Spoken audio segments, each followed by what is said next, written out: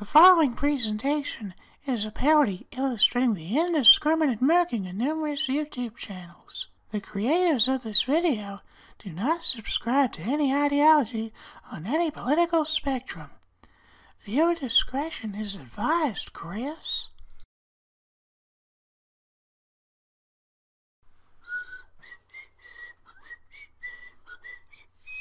Oh boy, I hit a groove, Chris.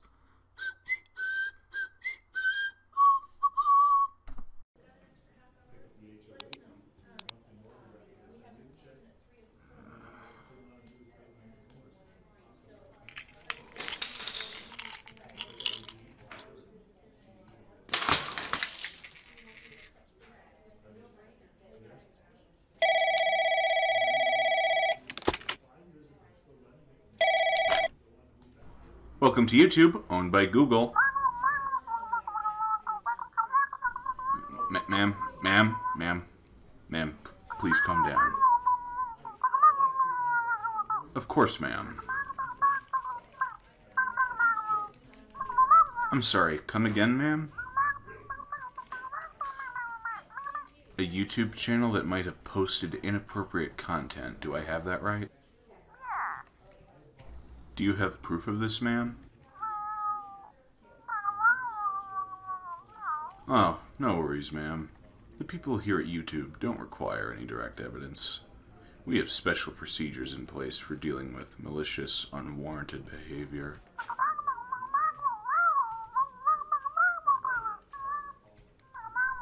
You can trust us with your life online.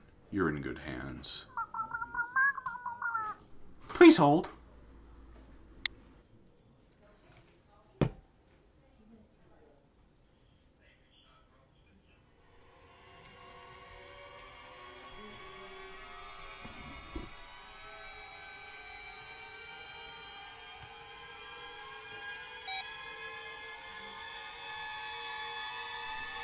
Collateral damage.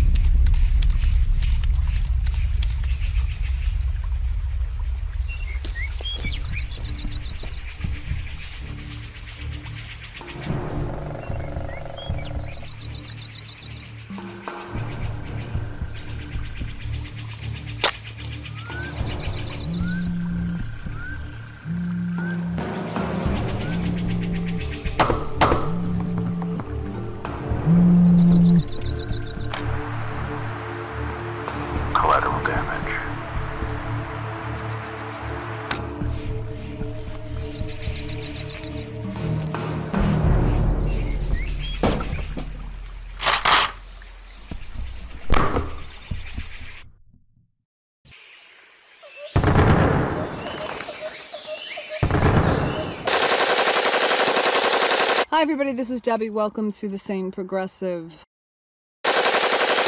Pushing back on the Russia nonsense. I'm a pioneer. I'm an explorer. I'm a human, and I'm coming. You're subscribed. Even if you think you are, you probably aren't subscribed. They unsubscribe people all the time.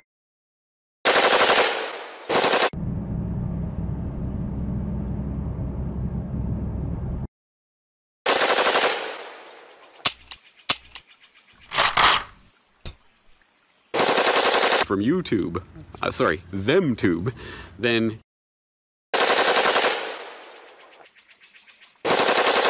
but I understand what he was. Carl.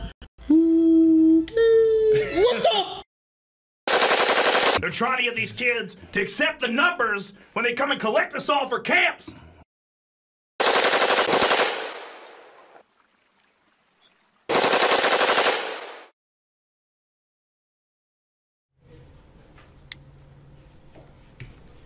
Hello, ma'am. I just wanted to inform you that the problem has been taken care of. We've disabled the channel in question, along with 30 others, just to be sure.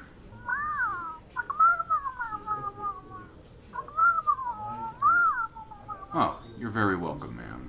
Would you like to fill out a performance survey?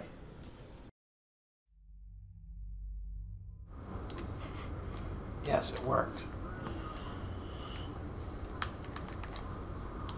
Hey, weren't you in the jungle? That wasn't me. That wasn't you. Looks like me, but it wasn't me. This wasn't a racist thing. It looked exactly like you. The facial features are very similar, and it was in terms I can of sense the pessimistic ideals. It was in terms of servicer. Ah. Very specialized core of. Hopefully, they never come after us again. Yeah. They got Jones by the balls. Yeah, they come here. They got him up out of here. Okay. This is sort of a. I'm expecting to do more of these. It's a philosophical day. Philosophical day. It's a Tuesday. Yeah. Exactly. It's perfect. No, it's philosophical on a Tuesday. Get ready to cry. We'll probably come up with a different name just so we can do whatever we want. Call it Woo Woo. What do you call it? You should have Woo Woo Wednesdays or something. Fuck. Damn it. What? Alright, just pretend today's Wednesday, and we'll call it Woo Woo Wednesday. That's perfect. So we can do conspiracy and all that other shit too. Yeah. So. Conspiracies and the videos where men try to woo women. Hey, would you go out with me? How about now? Yes, I would. It's like, I'll ask 2,000 women out and get one. Put only that one on camera, and then. Not only that. We'll see how I work. And then the girl will go on. Will make a YouTube video saying how he asked me and my friend if we could like pretend. He paid us. It's like what? Yeah, it's pretty fucking sad. So his house smelled like cheese. It's like Christ. She's like eating like fast food as she's talking about it. It's like God. Anyways, we're gonna start Woo Woo Wednesday Eve off with Wednesday Eve. What the fuck? Tenacious Tuesdays.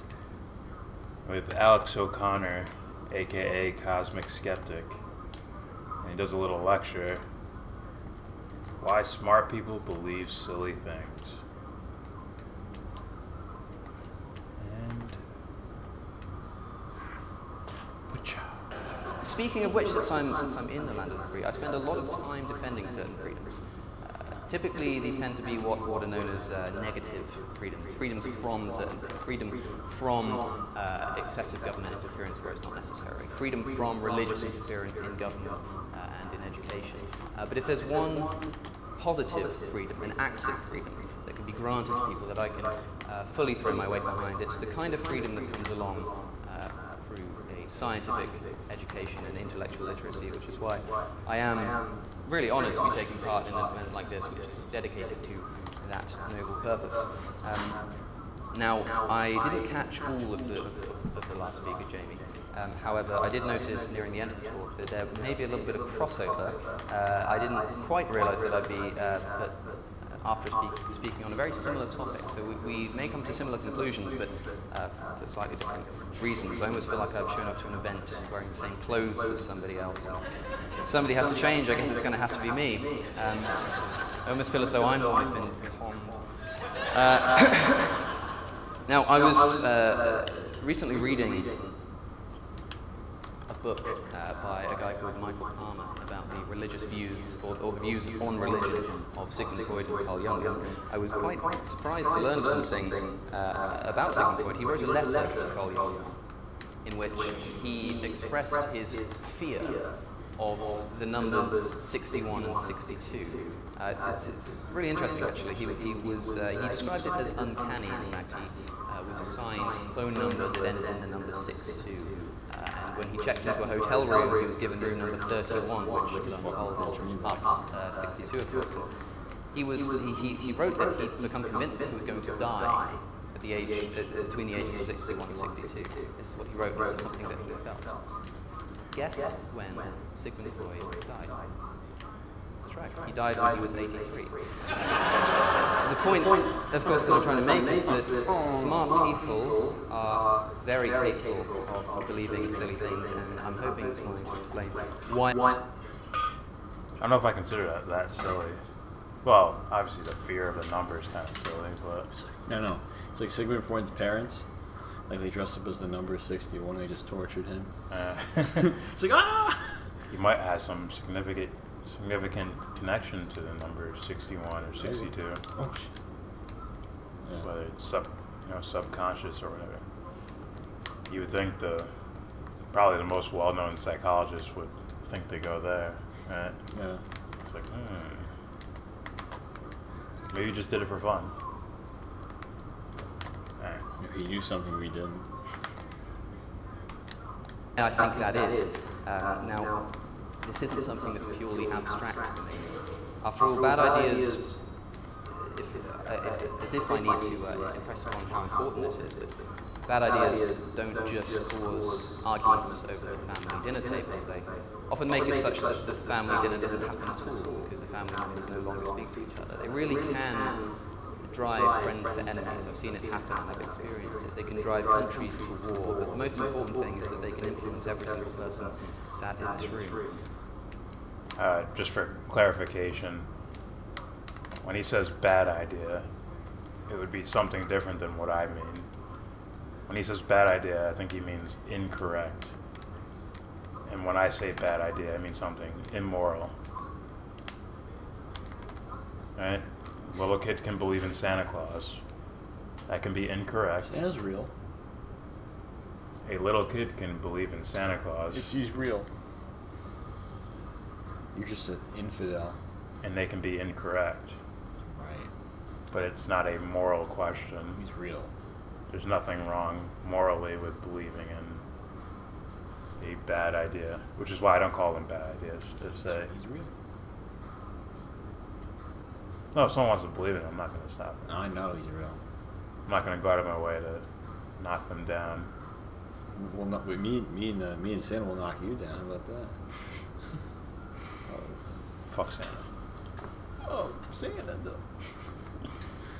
So yeah, when he says bad idea, it means incorrect. You make it sound like he's talking about a mistake in this equation.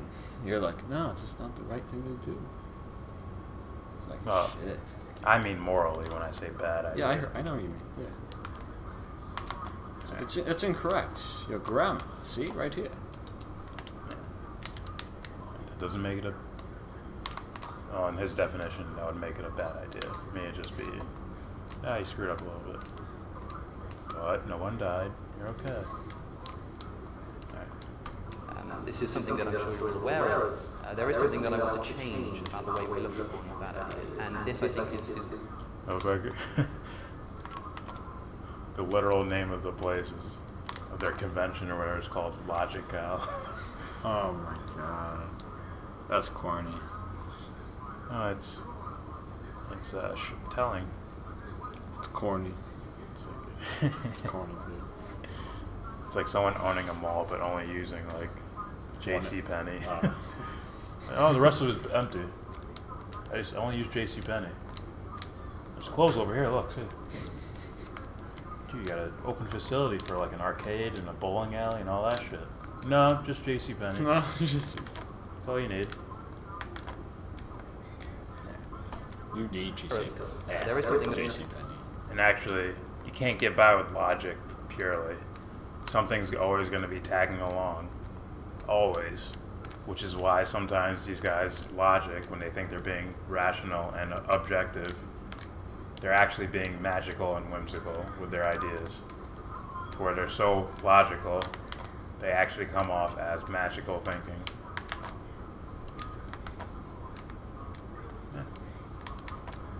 Too stinky. That I want to change about the way we look at bad ideas. And this, I think, is one of the most important conclusions of the last speaker, is a change in the way that we're viewing, not necessarily the bad ideas, but people who hold them. The demonization of people who hold them, I think, is the main problem, something that I want to change. Now, sometimes this is deserved. I do genuinely think that certain times there are just genuinely bad people believing silly things, which was mainly focused on in the last talk, but I would argue that the vast majority of the time, those who hold beliefs, those who hold bad beliefs or silly beliefs are just as much victims as they are proponents. In order to hold any idea, you must necessarily think it to be a good one. before I get to that point, I definitely consider him in the class of philosophy. As much as I disagree with probably majority of the points he's going to make, he is seeking and trying to expel wisdom. That's what it's about. It's not just, you know, food for thought, mental gymnastics. It's not just that. You got cut. Dude, that's bullshit. You gotta have a point to it, to what you're saying. You gotta have a reason for it. You have to honestly believe you're saving the world with whatever ideas you're spouting at. Thus, he fits in the philosopher category. Even though I think he's wrong a lot. From the things I've seen. You must necessarily think it to be a good one. You don't hold bad ideas, that's not a concept. As far as you're concerned, it's impossible for you to hold a bad idea, because if you recognize it as a bad idea, then you wouldn't be holding it. That's wrong. Not to sound so dramatic about it, but if you're, let's say, studying the enemy, then for sure you hold on to what you consider bad ideas in order to counter them, right? You use your mind and your imagination as like a playground to pick apart ideas and put together ideas. So for sure you would hold on to these ideas. Would you practice them? I hope not. But there are some people that are probably like, oh, what is it like to be a serial killer? Yeah. Things like that. Yeah, it's bad. How would you know? I know. I did it. Yeah. Like, I'm awfully sure it's a bad idea, but I practice it anyways.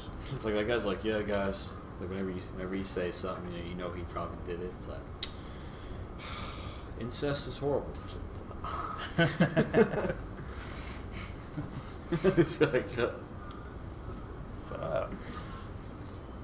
Child rape is. Don't say it. No. What? No, just doubt. How are we supposed to know if it's bad if we don't try it, James? I'll leave that to you. It's called the imagination, stupid. Stupid. It's called, Just think about it, dude. Which is also that adage of, yeah, whatever. Never mind. It's worth remembering that not everybody is as strong-minded as you are. Not everybody is as good at recognizing connery and demagoguery. This is why I think that whilst we should absolutely, and I don't want to be ambiguous about this at all, I think we should be absolutely brutal and unrelenting with criticizing bad ideas, and that's something that I've strenuously campaigned for, so to speak. But well, you have to understand what Alright, when he says bad, he means incorrect. So you have to study, you have to find the known before you can critique a incorrect idea. The hard work is the hard work is breaking apart your own thoughts of pattern and then finding the knowing part. If you don't reach the knowing part, then you really have no credibility in critiquing certain ideas. Right? Why don't I argue flat Earth, or against it, or for it? Does it matter to me? Because, well, I don't fucking know. Oh. Now let's say I did all the scientific shit, took all the classes, and I can mathematically, this makes sense, that the Earth is round. Doesn't mean you know. I still need to go to space and see it. Okay, I do all the mathematics shit, then I go to space and I see it. It's like, well, who am I that's observing this fucking thing? And it goes on and on and on. You have to reach a place of knowing to break down and consider something incorrect, or in what he says, bad. But I don't have a PhD, so my opinion doesn't matter. I have one. You know why? I created it. Just like they created theirs. Oh, what? Just because you created some school, that means you're like more justified than me? We should start our own religion. Scientology does it. It would be a religion, though. Why not? L. Ron Hubbard started a fucking thing. L. Ron Hubbard. Why can't I do that? He was a creep, man. Why can't I do that? Because you're not a creep. I wouldn't let you do it. I need $1,000 a week for No. a sermon. You need a captain's hat, and write a bunch of fiction books. I need Tom Cruise. No, you need the next Tom Cruise, and that that I'll create him. You'll create him. Listen, man, no stunt doubles. You're doing all your own stunts. He's Tom Cruise. Look at that. Who will we choose? I don't even feel like thinking about it. I know who. Yeah. Charmed. Yes, she would be the one. Charmed? Yes, the girl from Charmed. Which one? The one that's has fire. Rose? Yes. Rose McGowan. She would be the one. She's famous enough. Mm-hmm.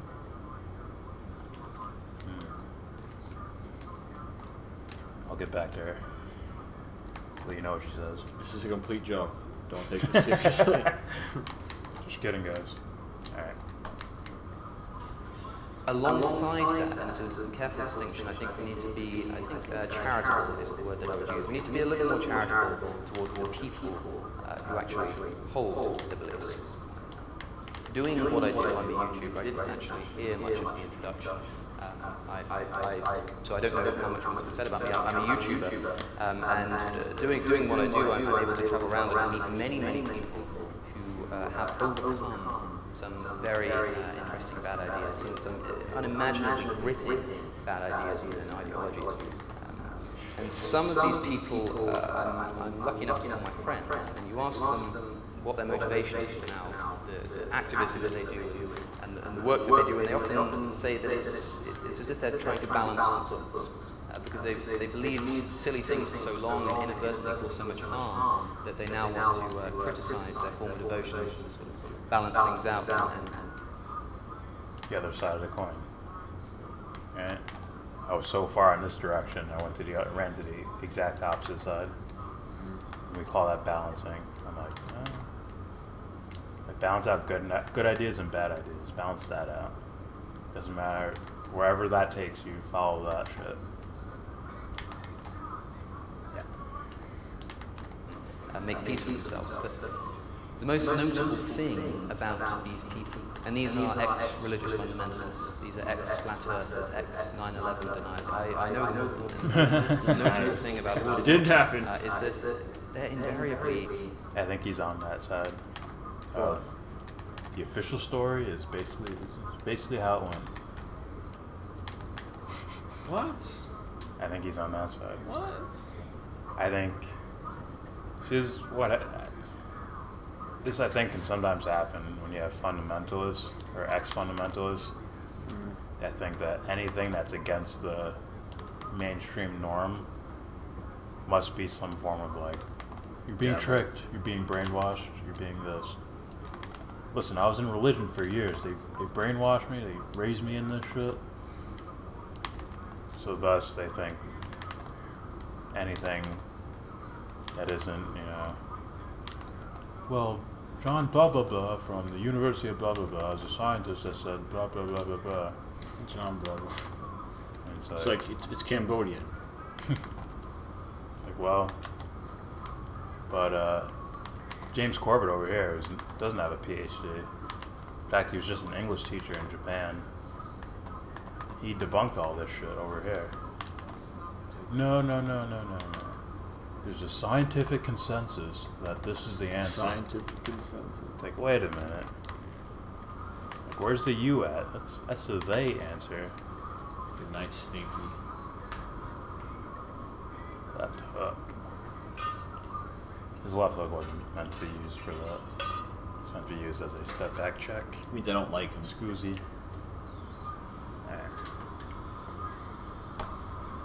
Incredibly intelligent. They really are. They're smart people. When you read the books that they've written now, when you watch the talks they give and listen to their podcasts, you wouldn't believe the things that they used to believe. But they did believe them. And that's because bad ideas are indiscriminate in those they target. And target is the key word there, because I think the more and more we talk about this, the more and more we explore these ideas, we come back to this idea of radicalization. When we're talking about people who hold bad ideas. I have a friend, someone who anybody would be lucky to call a friend, and even more lucky to call family. It's like I'm cushioning the blow right now. He's my friend, and you'd be lucky to have him too. But he's a bitch. No, I'm just kidding. Yeah, but okay, and probably in the you got up.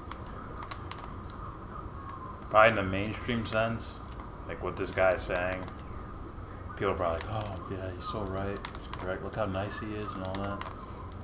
In my mind, I hear like a pretty scary ideas. Almost the way Shapiro sounded. Like, Shapiro's a little more blatant because he's talking about a fucking messiah coming back. He's a little more of this. He's more like this. So it's like, you're lying down. Lie down. Okay. Listen. Some more milk. Yeah. I don't like you. Versus Ben, who's just like, guards? Yeah. I don't like you. No, you're going into prophecy, and don't touch me. Yeah, his ideas. I'll lull you to sleep, as I tell you. Alex O'Connor's ideas sound just as scary as Ben Shapiro with the whole prophecy thing. The messianic I can't political believe he figure. fucking said that. Yeah. I thought he was like, well, I believe it's the right thing. I mean, you know, I'm just a blind political view kind of guy. Yeah. No, it's a whole religious thing. I'm like, oh boy. But yeah. Collateral damage to its finest. You know? The reason why I think Alex's answers are just as bad is because, first of all, the terminology. Something that's incorrect doesn't necessarily mean bad. He's making it sound bad in a moral way. Like, this is bad for life itself. This will cause this thing to happen. I still got up. Anyways. Also, the sort of, it's like a unconscious confidence that my answers are correct. And I'm like, I don't see your answers as really correct so far. The things I've heard. I need him to explain a little bit more for me. Some of them. I think it's like it sounds almost like anti-metaphysical. Maybe he was that hurt by religion to where he has to be like, I gotta fight back with everything. And then when he's 40 and sees the little a beam of light out of his daughter's eye or something, like, oh, maybe there is something more than just, whatever. Yeah. Measurements and equations. You ain't getting that. I know that 1-2 step. You ain't getting that. Flip over like a fucking pancake, stinky. Yeah. I think it's fight night. Yes. It's, I don't want to say dangerous because it's always on the person who's watching, but it seems just as bad to speak as if you know something. When that's dangerous. All evidence points towards that you don't actually know. I mean, if I didn't know something, I'd make it pretty clear. You know, guys, I don't know, but. And there's actually certain things he says towards like, okay, I'm awfully sure you don't know that. If you do know that, if you do know something, then you're purposely lying. That's the only other explanation. So I don't think he's purposely lying at all. I think it's just ignorance. And projects it as knowing when it's not really. What? This friend of mine, his parents threatened to never speak to him again because he dares to publicly criticize the fundamentalist cult that he used to belong to. But these are the same people who took me into their home and cooked me dinner. And they shook my hand and they laughed at my jokes and they smiled and waved as I left. There is no way that these are bad people. They don't have evil in their hearts, so to speak. It's just not possible. And yet they hold beliefs that are so dangerous and so silly is the word, that it threatens the most valuable thing that they have, of course, their family. I want you to ask yourselves, what would it take to make you never speak to your children again? What would it take for you to take photographs that you have of your children on your walls in your homes, take those photos down, and when somebody asks you if you have any children, you say, no, I'm childless. What would it take to make you disown your children? Probably brainwashing. It would take some spilled milk. Then I'd get my fucking Japanese sword and teach them a lesson. That's what it would take. Because I'm a man. But yeah. I said I'm a man. It's like... It's fair enough, you know, taking down really low-hanging fruit, you know, ideas. If you don't believe this, you're a bad person, thus I can't be around you. It's like,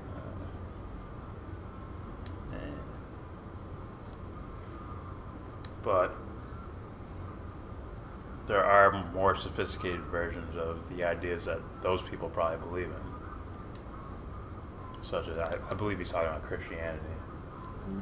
Or some sort of religion. Like, there's a little more sophistication there. You don't have to throw out the entire fucking thing. If I could do a Kermit voice, I would imitate Peterson. Like, can't throw the baby out with the bathwater. Can't throw the baby out with the bathwater. Come on.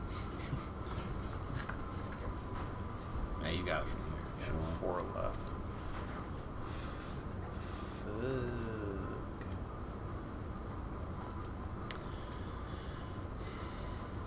Which punch do you throw more? Jab to the body or jab to the Whatever head? Mayweather does. It don't matter to me. He sort of wags his jab to the head and throws his jab to the body. I'll leave it at that. I question, like, when he says, you know, bad ideas. Like, what do you mean by bad idea? You know what I mean? If that's a bad idea, what's a good idea? You know? Where does that come from? Why is that a good idea? I consider it being statistically, analytically correct as good, and being analytically wrong is bad. I completely disagree with that. Because of the woo-woo of life, you know? You can get wrong directions and end up meeting the person you're supposed to meet or something like that. Yeah. That's theoretically possible. Or, I see. You could be, weightlifting or something. And analytically, body mechanics are wrong. It's like, oh, maybe you need to injure something or feel soreness or hurt yourself in order to go back and say, okay, I was doing this wrong. I was unconsciously doing this wrong. And that's gaining wisdom and knowledge, right? It's wisdom because it's applied. It's like, hey man, don't do that, man. You might be saving the next Saquon Barkley. Saving the next Saquon. Like, look man, your mechanics are off. You're gonna fuck your leg up. Yeah. That's the woo-woo of life. Fight of the year? Fuck, it's me. I never win those. That's bullshit. What do I gotta do? Backflips in my fights? My guy goes 5-0, 5 first-round knockouts. Never win fight of the year. Comeback of the year. What you gotta do is look at the divisions to see. Oh. Mayweather's a what? Walter. And you went shit. Oh, there you go. Knockout of the year. Fight of the year. Fuck you. Not the fighter though. 15-0 with 50. Oh, 15-6. Never mind. Never mind. Fuck that guy. I'm the fucking greatest, man. See, now that's more Mayweather-like. Yeah, look. You're molding. Shut up. The character. So suddenly, you see this start to just tint a little bit. Just like, oh, my hair falls out. It's like, no, no. I almost said you forget. You forget how to read it. I almost said that. Or did I say No. that? It's You like, don't know because it's wise smart P.O. Ply. Is that a B? Don't laugh at me. Alright. That's right. Many parents would say that they would still love their children even if they committed a murder. They're simply incapable of hating their own. So what idea could you hold that is so fundamental, so important, that you would disown your own children simply disagreeing? Of course. They could, choose to become a terrorist or something. Yeah. Like, I didn't know the kid that well. It's like, what? Or like school shooter. It's like Like a kid could become a school shooter, and then it's like, listen, I didn't really know the kid that well. He's lived with you for 20 years. He's 21. He's 20. I didn't know him. I don't know. Hey, Wasn't it? Some people don't know. Yeah, that's probably why that happens, actually. Or part of the reason why. This is an extreme, but extremes are often very useful for illustrating something which, at a slightly less significant level, is within all of us. I would like to say, for instance, that there is nothing, there is absolutely nothing that would make me act that way. There's nothing that would make me disown my own children. And I'm sure many of you would too. But I would like to impress the idea that it's exactly this kind of denial of susceptibility that precisely leads to us developing such bad ideas. Also, I think a lot of parents wouldn't disown their kids, religious or not. Oh, you mean religiously? Just strictly religiously? Based on religious ideas. Like, Dad, I'm atheist. Get out of here. No, it's, listen, I got you this nice bag. Here's some tickets. Bye. And then there'd be a lot less than more. I'm sure. Actually, also, it could be. I know my the friend. way I the completely kids are forgot. My divorcing. one friend. This is what he told me. They're like Mormon or something like that. I had no idea what that meant until I really looked at it. Anyway, apparently, like, because he didn't like comply, I guess, with them, they kicked him out. Like, they kicked him out. Yeah, for sure that happens. Like, that's fucked up. They kicked him out. He's on the street. Actually, I might be wrong. It might be more. Because you have to consider the whole, like, Islamic religion. Like, that's what they did. I'm sure those motherfuckers Like, are strict as he was getting in trouble at school. Like, when I saw him again in middle school and stuff like that.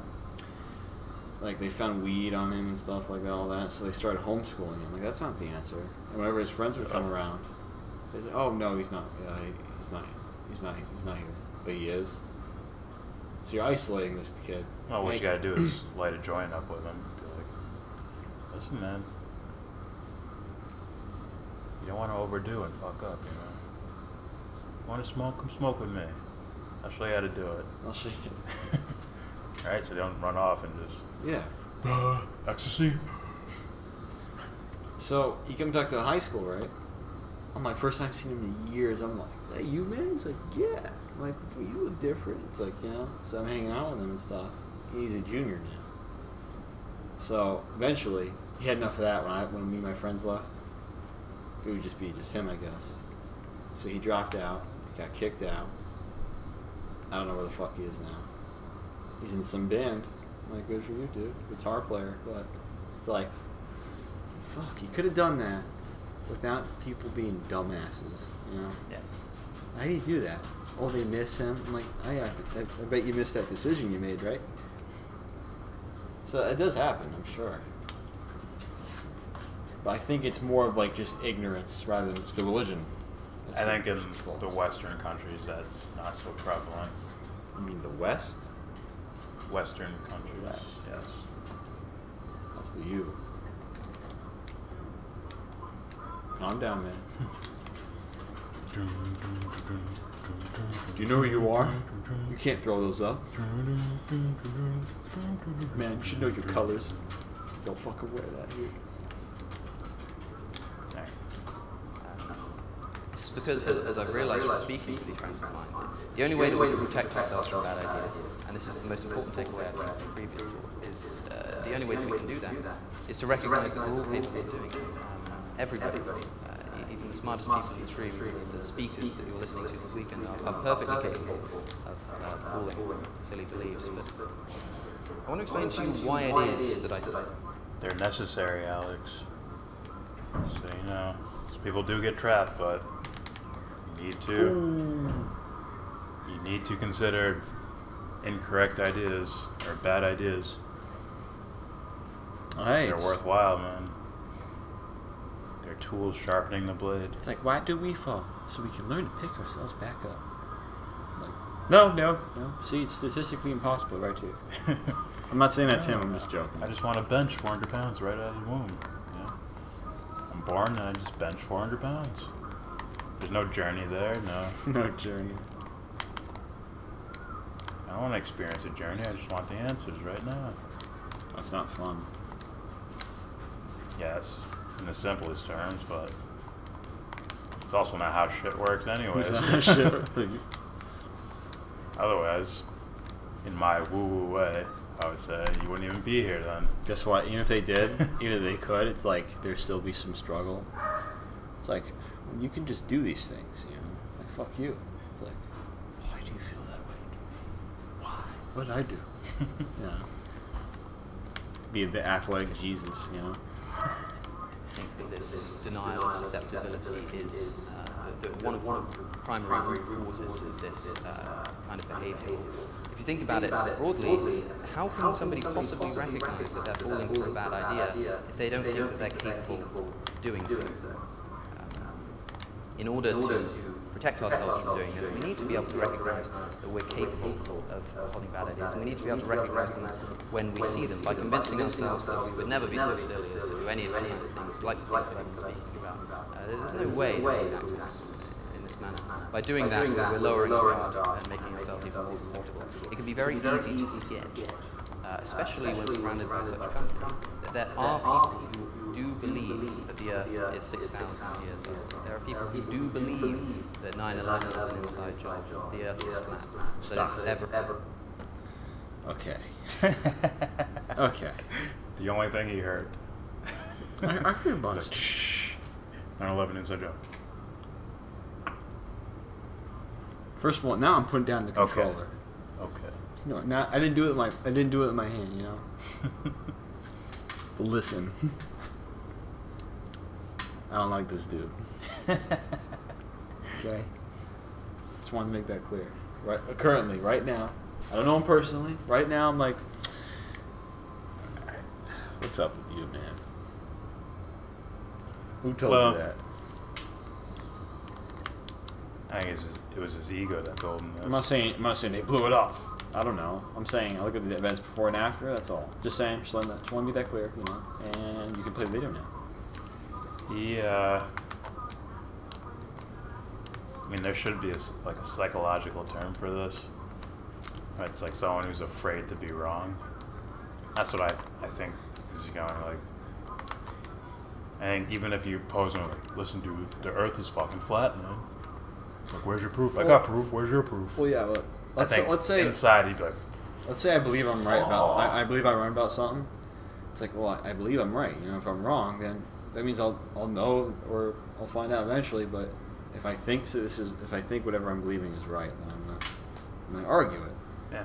I don't think if it's a contest and if I'm wrong, that just it's a win-win for me. You know.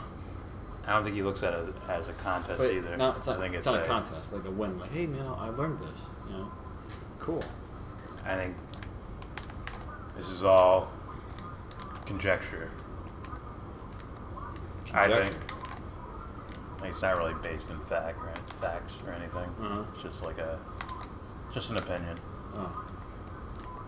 I think he would be absolutely furious if you wouldn't. If let's say he stuck in an argument and you didn't have to go anywhere or leave or anything like that. He didn't run away from the argument. He stayed there, and you're just arguing flat Earth. You're arguing against his idea of the globe with your idea of the flat Earth. And whatever point he brings up, you counteract it with this flat Earth thing. It's like, well, that also makes sense in a flat Earth, you know. So what about gravity? Well, it's flat. Look at it. Things just fall back down. How about the boat over the horizon? Our eyes just can't see far enough away to see that. Why does my picture not disappearing? Why does my picture curve? Huh? Yeah. I swear to. All right. Do you know that all the NASA's photos are CGI? And you just go on with that. Yeah.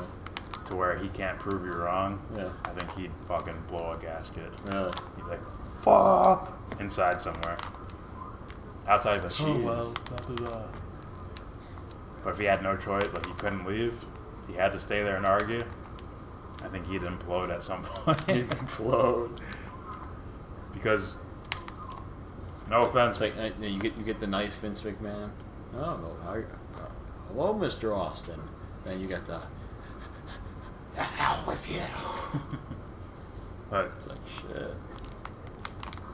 And part of the reason I'm thinking of that is because of the ex-fundamentalist thing. It's like, when you were a fundamentalist, it was like your way was right no matter what. If you heard anything else counter to that, you're like, this is evil, this is wrong. I seem about to get knocked down. Dude, it's a bunch of bullshit. I get touched, you know what I mean? Like by the boxer, pause, you know, and oh god, he's about to get knocked out. Like, no, man. You get touched by the boxers? I said like pause. The boxers I said region? pause, dude. That region where the boxers are, you get touched. Man, now you're reaching. We're immature, by the way. Actually, you started all this shit. Hey, you're the one that got poisoned, so listen.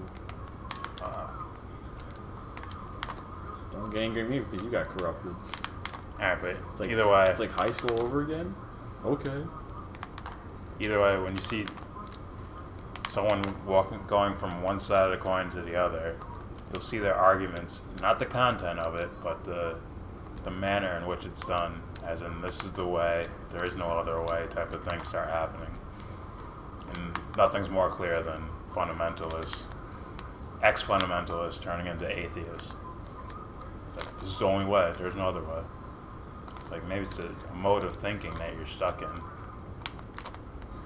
Thus, the trick in the game being played behind your back that you don't even know about. Maybe.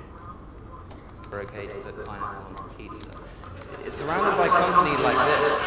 It can be very, very easy to forget that these people do exist. It's a scary prospect. But I am certain, this is one of the things that I've concluded, I am certain that certainly most of the people in this room, including myself, hold at least one belief that other people would look upon with such incredulity as we look upon beliefs like that. I'm certain. And when I've spoken about this before, it always comes across quite pessimistically. There's no way to escape that. But the question is always asked, people say that they don't like this, they don't like being told that they're so capable of believing bad ideas, that our nature makes us so susceptible to it. So if you're ever feeling frustrated, if you're ever feeling a bit downtrodden about the fact that you're capable of holding silly beliefs, certain mindsets that we all hold, it may console you to know that one of the best examples, or I suppose perhaps one of the worst examples of such behaviour comes from none other than the most brilliant physicist of the 20th century. By the way, he's getting beat up by a blonde. Oh, shut up! No, I'm not. By a blonde Middle Eastern. Game's cheating, man. Like Tito Ortiz is like Japanese cousin or something like that. He's being beat up by a blonde Middle Eastern. Can't make that shit up. I'm not getting beat up, man. He's literally doing this. Ah. That's what's happening. This is all the jokes I don't want to say. No offense. Save him for no. After Albert Einstein had completed his calculations of general relativity, he noticed that his predictions, his calculations predicted a universe that was not static. Effectively, what this means is it was thought that the universe, the received wisdom in Einstein's day was that the universe was static. That means it's unmoving, it's not growing, it's not shrinking, with no beginning, it's not headed towards an end. And a lot of people believe this for the sake of philosophical convenience. Of course, if it did have a beginning or was headed towards an end, it would need to explain it. This was something that couldn't be done as far as they were concerned. And this was something, for better or worse, that Einstein believed. Now, when his predictions, when his calculations predicted a universe that was not static, Einstein was faced with a problem. And you ask, what does the greatest physicist of the 20th century do when his calculations show him that his view of the universe is wrong? Well, he altered his equation. On the left-hand side of the equation, he added in what he called a cosmological term, which effectively represented a pulse force that spread throughout the entire universe, but counteracted the gravitational attraction of all matter, and allowed the universe to remain static. As far as he was concerned, that solved the problem. The universe was static. That is until in 1929, an American astronomer, Edwin Hubble, came along. Many of you are familiar with the story, discovered two very important things. The first was that the universe is a lot bigger than we thought it was. Things that we used to think were just entities within our own galaxy turn out to be galaxies of their own. The second thing, and more pertinent thing that he discovered, was that these galaxies are all moving away from us. And in fact, they're moving away from us at a speed that is proportional to their distance. That is, the further a galaxy is away, the faster it's moving away from us. I'm just going to nitpick real fast. I don't think he has any first-hand knowledge of this. He's just taking the word of someone else. It's very possible. I believe all, personally, I believe all that. Well, but at the same time, it's like, I don't say, I know this is the way it is, so if I hear something counter to that, you're wrong automatically. I say, all right, what you got? Convince me. I dare ya. Convince me. No. Come on, do it. Wait. I don't think there's anything wrong with using someone else's terminology, but to have your own meaning with it, you know. Nah, he's talking about straight up experience. Calm down. That's someone else's experience, and you're just reading it out of a book and then repeating it as if you did it. I was merely trying to say something, but you need to calm down before I get to my Irish army. And then he's using that as an argument against someone else to say, yeah, what you're saying is a bad idea. You apply with your own experiences, you know what I mean? That's what I mean. Not simply. I am just simply an observer, all the time. Well, you could say I wholeheartedly believe this, and I definitely believe the scientific shit he's talking about. Never looked it up at all, but just hearing it, I'm like, doesn't sound like it's wrong. I can believe that. Seems like it's most likely, yeah. But if some man floated down from the sky, like, no, it's just a projection. This is a giant screen in the sky. So yeah, I just open the door up, I walk through, there's nothing else out there. I'd be like, I guess I believe that shit now. Alright, I'm like, yo, what's up, dude? Why are you floating down now? I know. What took you so long? Right. Now, of course, we now recognize this to be indicative of an expanding universe. That is a universe that is not, in fact, static. When Einstein realized that the universe was expanding, he retracted his cosmological term, realizing that it wasn't necessary, and he later called it his greatest blunder. Einstein could have predicted years before Edwin Hubble's observations that the universe was expanding, but because he had a preconceived notion of the universe that he didn't want to give up, he made his greatest error. The takeaway is this: you may be smart, but you're no Einstein.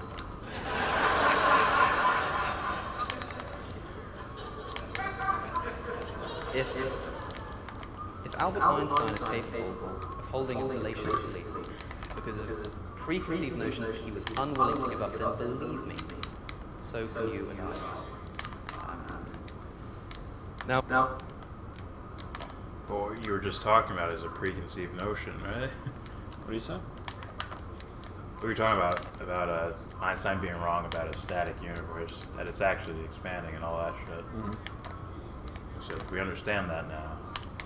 Like, well, for you, for the guy who discovered that, I guess it'd be something beyond. Discovered. It's like, discovered is like, well, I didn't discover this remote. It was always here. I just found it. I found it out to be there. Oh, it's already there. Yeah. Well, the guy who found it out, Yeah, whatever. To him, it's a little more than just a preconceived notion.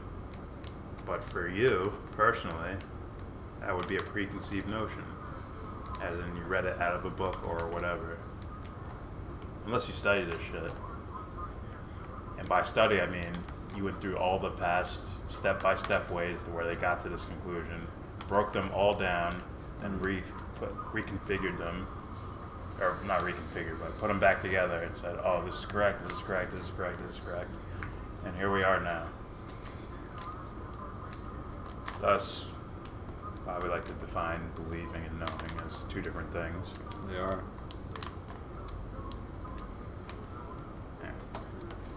This, I think, gets to the core of why smart people believe silly things, and it's that everybody has their sacrosanctums.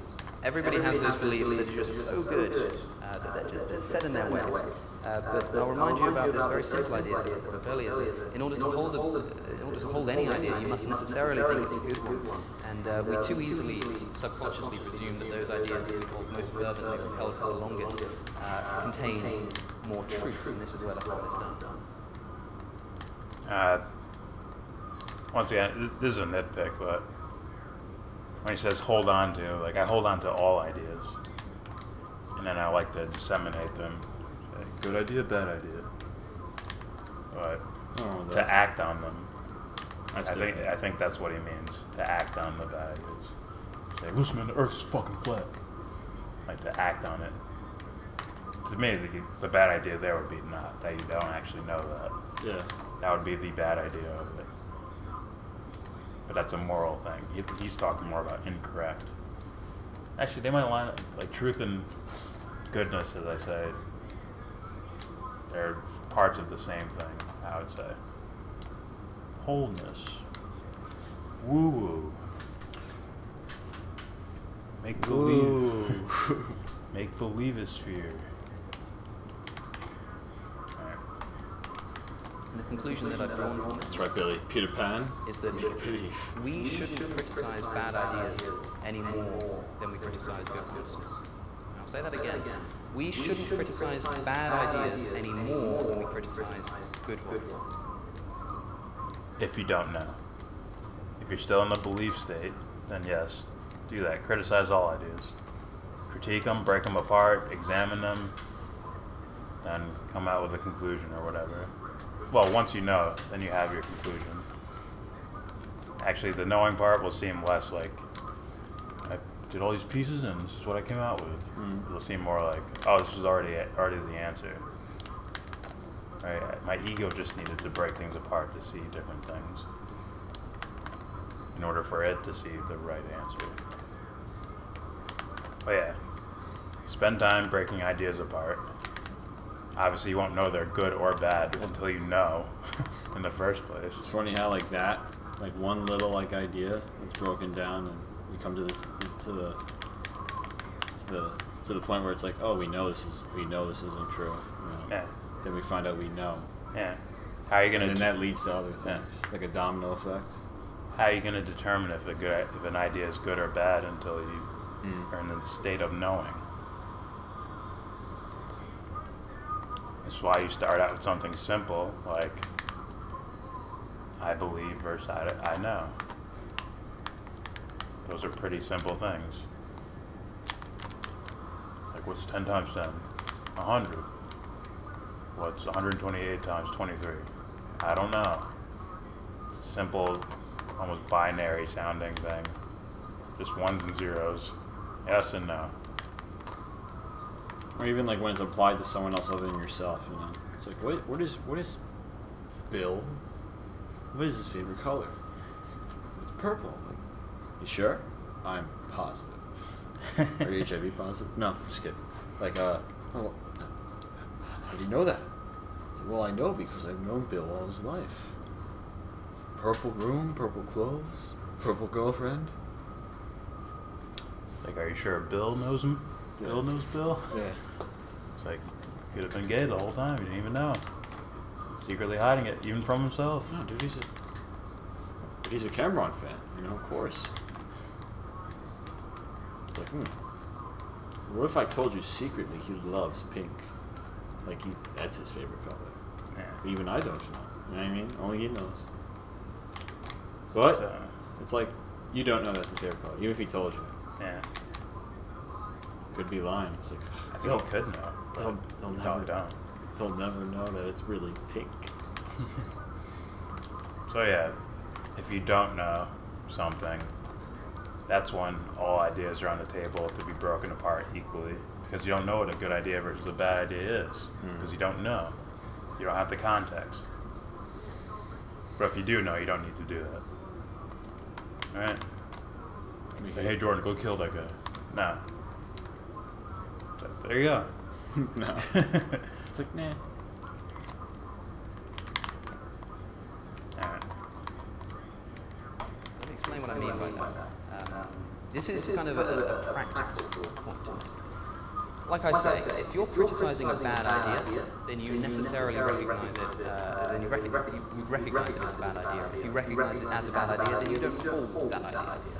So if all you do is criticize bad ideas, you're not criticizing any ideas that you hold. Now, there is benefit in criticizing bad ideas, of course, because you may be willing to argue with somebody else who holds all these ideas, or maybe you wish to consolidate your own knowledge. But if you're looking for sort of self-development, to identify the bad ideas that you hold yourself, the only way that you're going to be able to do that is by criticizing what you consider to be good ideas. And this shouldn't be a scary prospect. After all, if the idea that you hold really is a good idea, then it will survive the criticism. No problem. If it doesn't survive the criticism, then it's revealed to be a fallacious belief, and you will stop believing it, and a good thing too.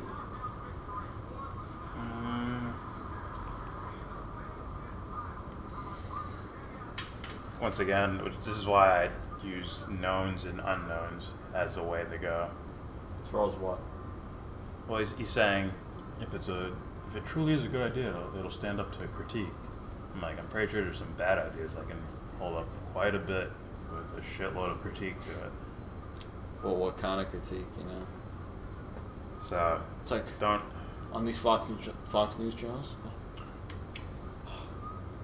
There is that's absolute. That's just silly. Okay. No one's gonna. Bush, our president, did 9/11. Are you insane? It is far-fetched. Must be untrue. Or even Yeah. You know what I mean? Obviously, I'm being a little silly here, but just because I can throw a bunch of critique at it, it's not holding up here. This idea, it's because your idea hasn't been fully developed yet. Yeah, if you run through the rabbit hole of the idea, all the schematics of it, and you have to get past the first fundamental question: do you know, or are you just believing it? If it doesn't get past there, if you're still contemplating, do I know? Do I believe? Then there's the pretenders. Then there's the pretenders, where it's like, okay, you're kind of lying now. You know. And they didn't do a full critique. Yeah, go with knowns and unknowns, not just it can handle critiques. There are guys who've been, like this guy, Jaronism. Like Eddie Bravo's been on his podcast. Yeah. But he's like a flat earther. I hate using terms like that, but he's a guy who believes don't say flat earther or truther. He's a guy who believes in the flat. Who the fuck invented that? You're a flat earther, bro. Like, you're a basketballer. You're a baseballer. Alright, he's a guy who believes in flat earth. So, but he's not really debating the top scientists on the planet on, whatever the geometry of the earth. Yeah. But he seems to hold up to criticism as far as, he can make a counter argument to whatever this guy's saying. For the most part. I haven't seen all his shit. But what I've seen, he seems to have an argument for it in the opposite direction. Or like Faraz Sahabi with Joe Rogan. It's like, I can make the same argument for invisible gremlins. You know, every time you jump, it's invisible gremlins with invisible rope pulling you back down the earth. I can make an argument for that. So. But science says no. Doesn't prove it. You know, most likely, no. That's to say, do you know that? Yeah. And if they are scientists, like, oh, even better. You have to prove the thing that you're observing with is infallible. And onward. So I think that we should be criticizing bad ideas, we should be criticizing good ideas more than we criticize bad ideas, at least those that we consider to be good and those we consider to be bad. I think that all ideas should be open to criticism and ridicule. No idea is above that incredibly important endeavor. No. I agree. I disagree. How so? As in, if you know, you don't need to self-criticize, but other criticizing for sure. That I'm with. I meant. Those who don't know. So how's that good? How's that a good idea, man? And they're criticizing that. That's a good thing. Yeah, someone on the outside criticizing. It's 100% That's what I welcome. meant. Is a good thing. Is that what he meant? Did I hear him right? I think he meant self-critique. Oh, but you don't have to. If you know, then that's it. I don't need to contemplate why I shouldn't kill Bob over there. Well, if you have to contemplate that, then you didn't really. The question is like, did you really know in the first place? Yeah, and you got more work to do. What? This is right, isn't it? It's like, you don't know. It wouldn't be a second thought. Yeah. Bob has weapons over there. He's gonna shoot everybody. Better go kill him. I misheard him. I think he's talking about a little bit of both. People from the outside critiquing, and also someone critiquing themselves. He's saying critique the good ideas more than the bad. I'm saying, how do you know which one is good or bad without knowing? Fuck. Are you doing sparring? Yeah, right back. Someone called me. Oh, no, it's the fight.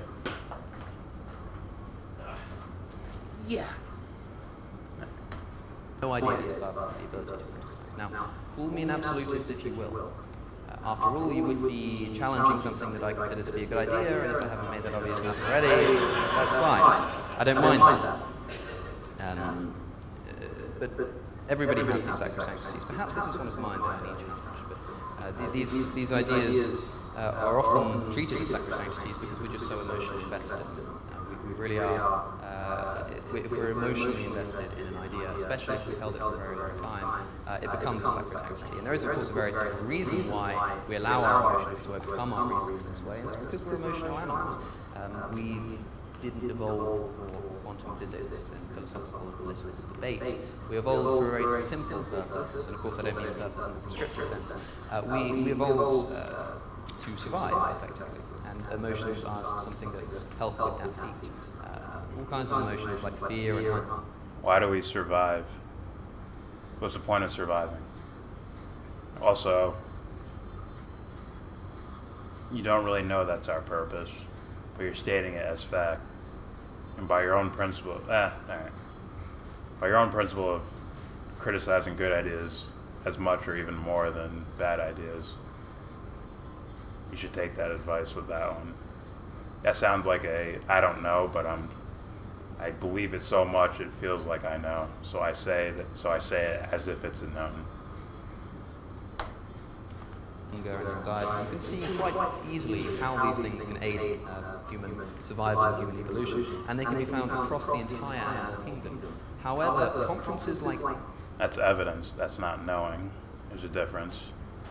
That supports belief, not knowns. This cannot be found across the animal kingdom.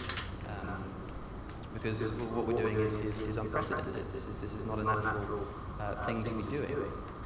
Someone once said that our modern skulls are our Stone Age minds, and I think this is demonstrably true. A good example of this comes from Princeton in 2001. There was a study conducted where people were faced with 60 ethical dilemmas whilst undergoing an MRI scan. One of the dilemmas that was put to them whilst they were undergoing the scan was the very famous trolley problem. I imagine most of you are familiar with it. Maybe a raise of hands if you know of the trolley problem. Okay, that's almost everybody. I see a few hands down, so just briefly. I'm sorry, what? Trolley. He said, raise your hand if you know the trolley problem. He's British, so he says trolley. The what? The trolley, the train. Yeah. Going down the track. It either goes left and kills 5 people or goes to the right and kills 1 person. Yeah, I know that, yeah. I remember watching this part. Wait. I remember this part of the lecture. I think you're gonna like it. Wait, I got it, ready? Go ahead and ask me. What do you do? What do you do? I jump out of the... That's enough. That's right, you kill less people than more. No. It's like, thank you. But since it's an imaginary world and we're distorting reality. Yeah, I knocked the fucking train over. Exactly. No, I was gonna do the Superman thing. You fly out of the train and you stop it like this right before it kills anybody. Yeah. You see, you just make it so that no one has to work. They can just pursue their dreams, and no one's working on the railroads. And just let the train run over the tracks, either direction. Actually, it wouldn't be running on coal anyways. We just all have superpowers and just fly everywhere. Yeah. If you want to go hypothetical, it's like, why not just go full on? That's exactly what I mean. Yeah, do you know? My bad. Do you know who this is? I have no idea who that is. I looked at my messages. 2028. Nah. No, fuck it. They called twice. Twice. You missed them both times? Yeah. I had it on silent. No voicemail? Nah, no one ever leaves that shit. Everyone's in a rush. Hey, only old people do that. I leave it. Like my mom would do it, or my dad. Flo Rio. Flo Rio? The rapper? Flo Rio. Oh, I got you.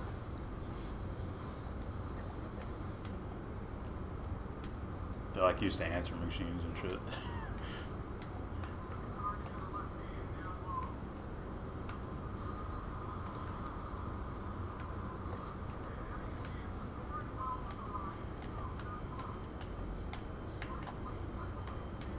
Fuck, you just not move forward.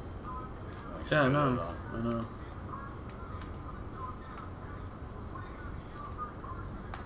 Oh, great, look. I can't send messages. Oh, your phone's fucked up? Yeah. This ain't good. You might like this part. Maybe I should keep playing. She wants it. Yes. Fix my phone. After this. I think you'll like this part. Ladies and gentlemen, James is heading down the track. It's about to hit 5 workers. You can't hear it coming. And you're stood by a lever, and you have the ability to pull this lever. And if you do, the train gets diverted onto another track where there's only a single worker, and it would kill the one worker instead of killing the 5. And you ask people, would you pull the lever? And almost unhesitatingly, most people say, yes, of course I'd pull the lever. And then the question is put in a slightly different way. You say you are on top of a bridge, and there is no lever, and there's a train going underneath you, and it's still going to get these 5 people, and there's no lever to pull. However, there is a very large man who has, unfortunately for him, decided to walk up alongside you on this bridge, and if you push the very large man off the bridge, he will fall on the train and prevent the deaths of the other 5 people. And you ask, would you push the fat man? And people often say no. And this is fascinating for a very long time, because after all, these are logically identical situations. You're sacrificing one presumably innocent person to save 5 presumably innocent people, and yet people act differently. And this is one of the questions that was put to these people undergoing the MRI scans, and it showed something very interesting. It showed that different areas of the brain were lighting up. When people were considering pulling the lever, parts of their brain most associated with reasoning were lighting up. And they were considering pushing the man, the parts of the brain that were most associated with emotions were lighting up. And what this shows, of course, is that they're two, although they're two identical, logically identical situations, our brain is treating them differently. And in the very rare cases where people would both pull the lever and push the fat, they took longer to make that second decision and were clearly exercising or allowing their reason to overcome their emotional impulses. The takeaway is this: the philosophical dilemma, of course, hasn't been solved. That's not what anybody was trying to do. But what has been shown is that in these two identical situations, people are able to make different decisions nonetheless because of emotional impulses. In other words, their emotions are overcoming their reason. And the scariest thing, of course, is that this is done entirely subconsciously. It's not like something that we can identify and immediately remedy. This isn't just saying something about the nature of the way that we conduct our politics and philosophy. This says something profound about human nature, and try as we may, hundreds of conferences like this, as wonderful as they are no match for 4 million years of human evolution.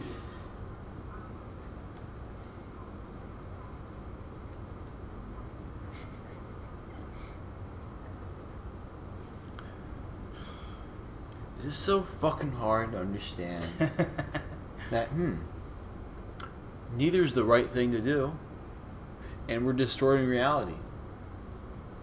Well, I'll stop the train. You can't do that. Well, how the fuck do you know?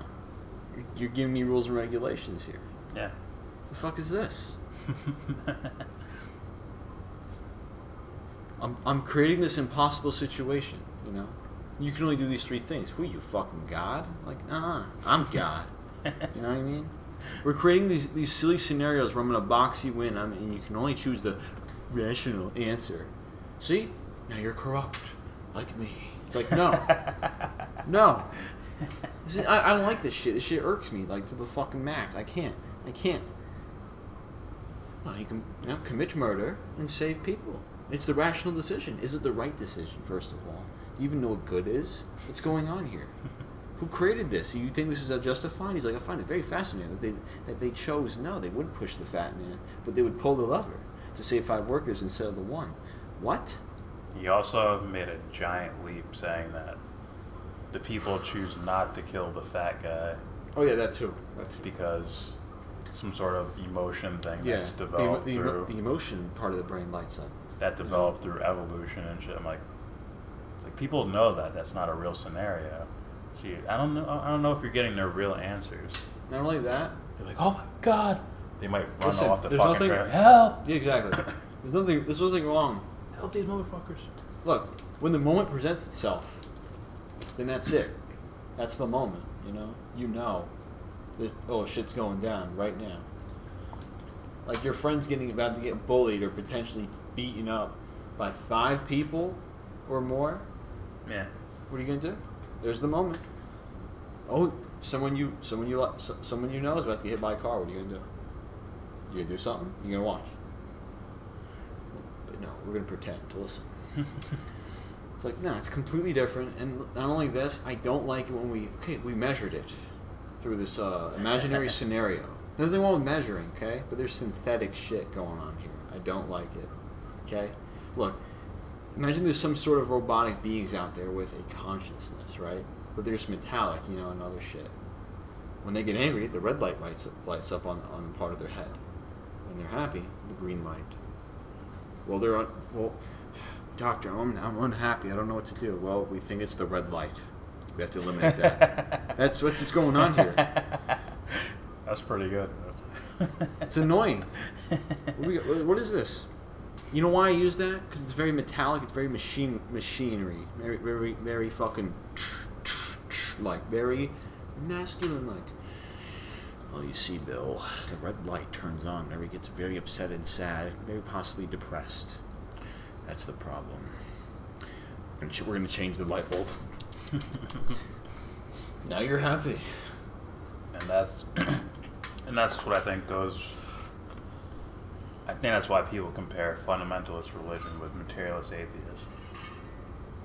It's because of that hyper masculinity of this is the only way, and here's the rules. We follow the rules by A, B, exactly. C, D. And you ask them, ready? Like what? And they're desperate for that feeling, that feminine feeling, which is why they probably feel better getting out of their religions. Most it's likely. like, oh, this is actually closer to following my bliss than that was. But closer doesn't mean you're actually doing it. Yeah. Plus they get the little... Like 2 steps to the left doesn't mean you're fucking, you know, doing the shit, you know what I mean? They get the spurts of good feelings as, oh, I'm free. Yeah. And then it simmers down, and then it's like, what's it all about, man? Yeah, it's like, dude, walking backwards doesn't mean you're doing the fucking moonwalk, you know what I mean? Yeah. I'll tell guys like this. It's quite annoying. I'll tell guys like this, keep going, man. You got a journey to go. Well, I get it. But when I was in that thing of I don't know, I wasn't on a symposium. I would feel guilty about it, you know? Which is why I would say, like, you know, if you ever question the guy or him or anybody else, like, hey man, do you actually know, or are you just kind of going with the flow here, you know? Or would you really seriously, absolutely love to believe it, you know? I understand that completely. Well, there's a niche for these guys. That's already, somebody already laid the path and created a nice niche for these guys. Yeah. We don't have that. Which is why people are like, you guys are dumb, you don't know what you're talking about. I don't even understand your point. It's like, there's no niche for like our shit. There's no bounds, there's no, I'm an atheist, or I'm a Christian, or I'm a this, or I'm a that. I'm an analytical psychologist from the University of blah blah. Like, there's no bogging down, there's no, you're straight up SJW, all transgender people are dumb, and blah blah blah blah blah. Like, no, here's some good points from here, and here's some good points from here. Let's put them all together, and there you go. I was very, like, you know, you call me partisan person, and then the time comes when there's like you get pushed, you know. Yeah. What do you do when you get up?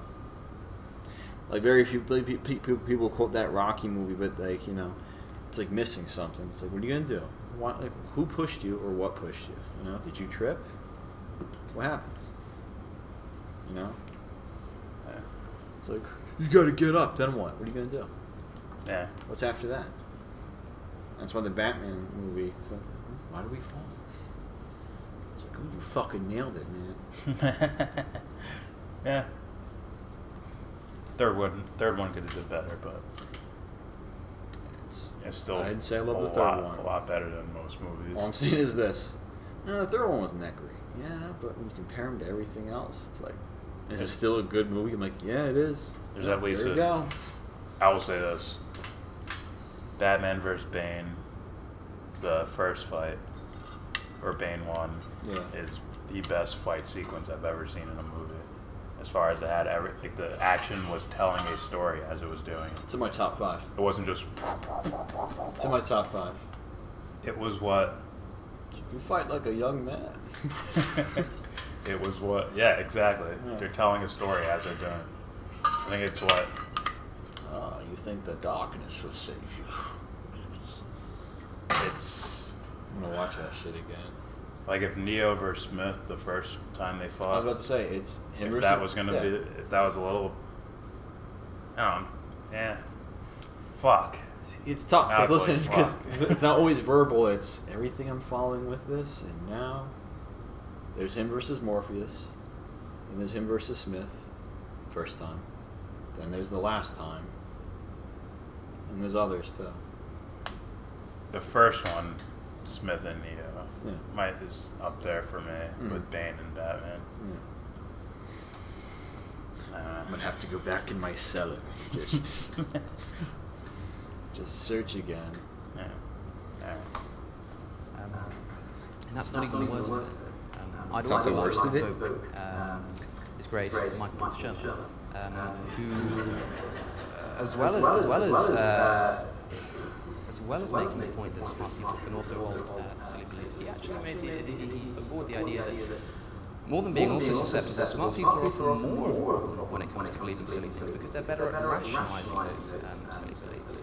If you hold an idea, whether it be good or bad, if you have intellectual ability, if you have rhetoric ability and argumentative ability, you're able to convince yourself a lot more easily of the bad ideas that you hold. There are certain individuals who exist who I am certain they could argue that the moon does not exist, and I'd probably believe them because they're just that.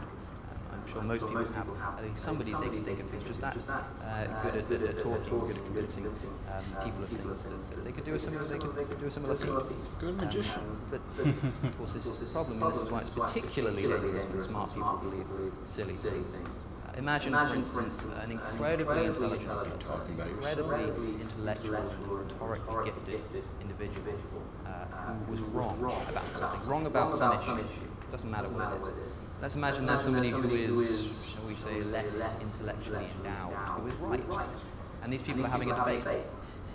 Who is the victim? Who walks away convincing the audience that they were correct? Who walks away thinking that perhaps they might be wrong themselves? Who walks away thinking that they're definitely right because they won the debate? No. This is the problem. Because one of the responses that I hear to this, especially given that I've just sort of pressed my insistence on freedom of criticism and what you might call free market of ideas, people often say to me, well, this isn't really a problem because, of course, a smart person can convince somebody of a silly belief, but all they have to do is go and listen to somebody else and they'll be unconvinced of it. Or even the smart person himself who becomes convinced of a silly belief can just go along and listen to criticism and ridicule. Eventually they'll be able to rectify the mistake that they have. But if only it were that simple. There's another problem lurking in our Stone Age minds, and it's very similar to this idea of cognitive dissonance, actually. It's confirmation bias. Something that, of course, we're all very familiar with, the universal psychological tendency to ignore information that contradicts the beliefs that we already hold, and to take extra notice of information that corroborates it. And again, this is something that's done. Are we aware that, the sandbox is, like, just here? I seriously wonder sometimes, if he is that, by, like, unaware of, like, oh, this is a wonderful playground. Like, yeah. The sandbox is pretty nice. Like, dude, there's a slide over there, there's some swings, there's a jungle gym, there's that weird shit people don't even know what the name is, but they enjoy it. And seesaw. Not the seesaw, it's this other shit. It's like those animals that are on springs that people, you know what I mean? Yeah. So what the fuck is that, What sick fuck thought of that, But anyway, you know what I mean? And it's like, oh no. What? He's talking about like cognitive dissonance, like mental gymnastics, where it's like I do not see this other side, but like, hey man, but you, are we aware of everything around us? Yeah. Are we aware of our surroundings? And like then fucking wait, Ra's al Ghul goes like, give up your footing for a killing stroke. Falls nice. Entirely subconsciously. It's not like we're actively trying to defend our beliefs just for reputation's sake, although we do that as well. There's a subconscious tendency to ignore information regardless of how convincing it is. This is why I think a staple of ideological fundamentalism is the targeting of children. Get in there early, get them while they're young, because then you allow this confirmation bias to set in. It doesn't matter what information they come into contact with later in life, because it's not going to matter. They're going to ignore it, and they're going to do it subconsciously. It's not. Nah, I think that's existential more than he's a kid, and based on evolutionary principles, that they're just a blank slate, and you just tell them everything, and they'll go with that. I mean, I can understand where, like, if he is coming from this, like, I was angry. Like, they didn't know. They're telling me all these things, but now I know. I get that. It angers me a little bit when someone's like, "Listen, Bill, this is how it is." Even you, like you're telling people something you don't know. Then when you have someone young or impressionable, But there are people that break the mold pretty early on. I'm sure. They're like, they burn their hand like, fire. Yeah. Well, I want this to happen. Like, it's just like learning. It's those who don't have that, but they're forced by whoever's caring for them. Listen, we're going to the service. It would make me feel better. It's like, it's not about you. This shit ain't all about you. I'm thinking. You know what I mean? I'm thinking there's people that subconsciously deep down are already moving towards that. Like, let's say they grow up in a religious family, and they're being taught this shit. They're already subconsciously like, so they're subconsciously like absorbing the information, and they're like, this sounds right already. I do believe there are people that are like, something off with this, and they start moving away, and then it shows itself later on when they lose some of the fear of, you know, going against their parents. Maybe. They're like fuck, I gotta get out of here now. There's also the active, not really like they lose the fear, it's just, okay, if I just take this one big jump, it won't be as scary. Oh, there's still fear, huh? Which is why I feel like some people like always go like this. Man, I need to start praying to God more. It's like I think you're looking for something else, but you'll find it. But but whenever I hear that, I'm like, but do what you gotta do. But they're following their bliss, I think. Not exactly, but yes, they are. Like, this makes me feel good that it feels like I know this that other people don't know, or this makes me feel good inside. God's watching my back. That feels good. I would call it the road to your bliss. I did all the steps to do that. Yes, something like that. There's some bumpy paths down that road. What they don't realize is like, you know, it's like, oh man, all those stuff you mailed down that road, those trucks, and I'm like, man, a lot of packages have been dropped, and the road's kind of messed up. You know, you did it, but you can walk it. Have fun. They're following. Joe. It's called a blink of their bliss, like a little like See, flashlight that's a mile away. The fucked up part is like, here, what is that? The truth is, like, there's only one road, you know. But there's so many directions and shit. There's so many other paths. It's like you may get lost along the way, but you'll end up at your destination eventually. You know, it's like one road, right? Then there's like different ways, and they all interloop each other. You know, constantly. Yeah. Meeting at one spot, but then there's some that just, you know, some that know this is what I want. And it just becomes very much more clear to them. It's like all the ivy on the other paths just disappear. Talk you up, son. Get this dude out of here. I can't take this guy, man. You parable speaking ass punk. Leave. I can't help it. I like it. When are you gonna get 100 views? Shit. It's like, I'm the one mocking. He's like, oh, it's not necessary. And it's like, fuck it. Fuck it. When are you gonna get 100 views? I got ammo, man. So I'll use it. Dude, man, I'm the fucking, I'm like, you know, what do you call it? Wayne Enterprise Armory, man. There's loads of shit. Pause. Something that they can necessarily be trained out. It's like foxes. There's so early convince us something that confirmation bias is simply too strong. Another staple of fundamentalism is the kind of ignorance, to borrow a phrase from R. It's the kind of ignorance that doesn't just say I don't know, but says I won't know. If you've ever seen a creationist presented with evolutionary data, for instance, you'll know exactly the kind of thing that I'm talking about. Of course, this is confirmation bias at its most overt, but this is something that affects all of us, of course. You may have wondered why, oftentimes, somebody is most deeply held belief is one that they've held for the longest time. You may have heard people defending certain beliefs, especially controversial beliefs, by saying something along the lines of, oh, well, that's just what my dad probably, or something of that sort. This is, of course, indicative of these people simply being victims of confirmation bias.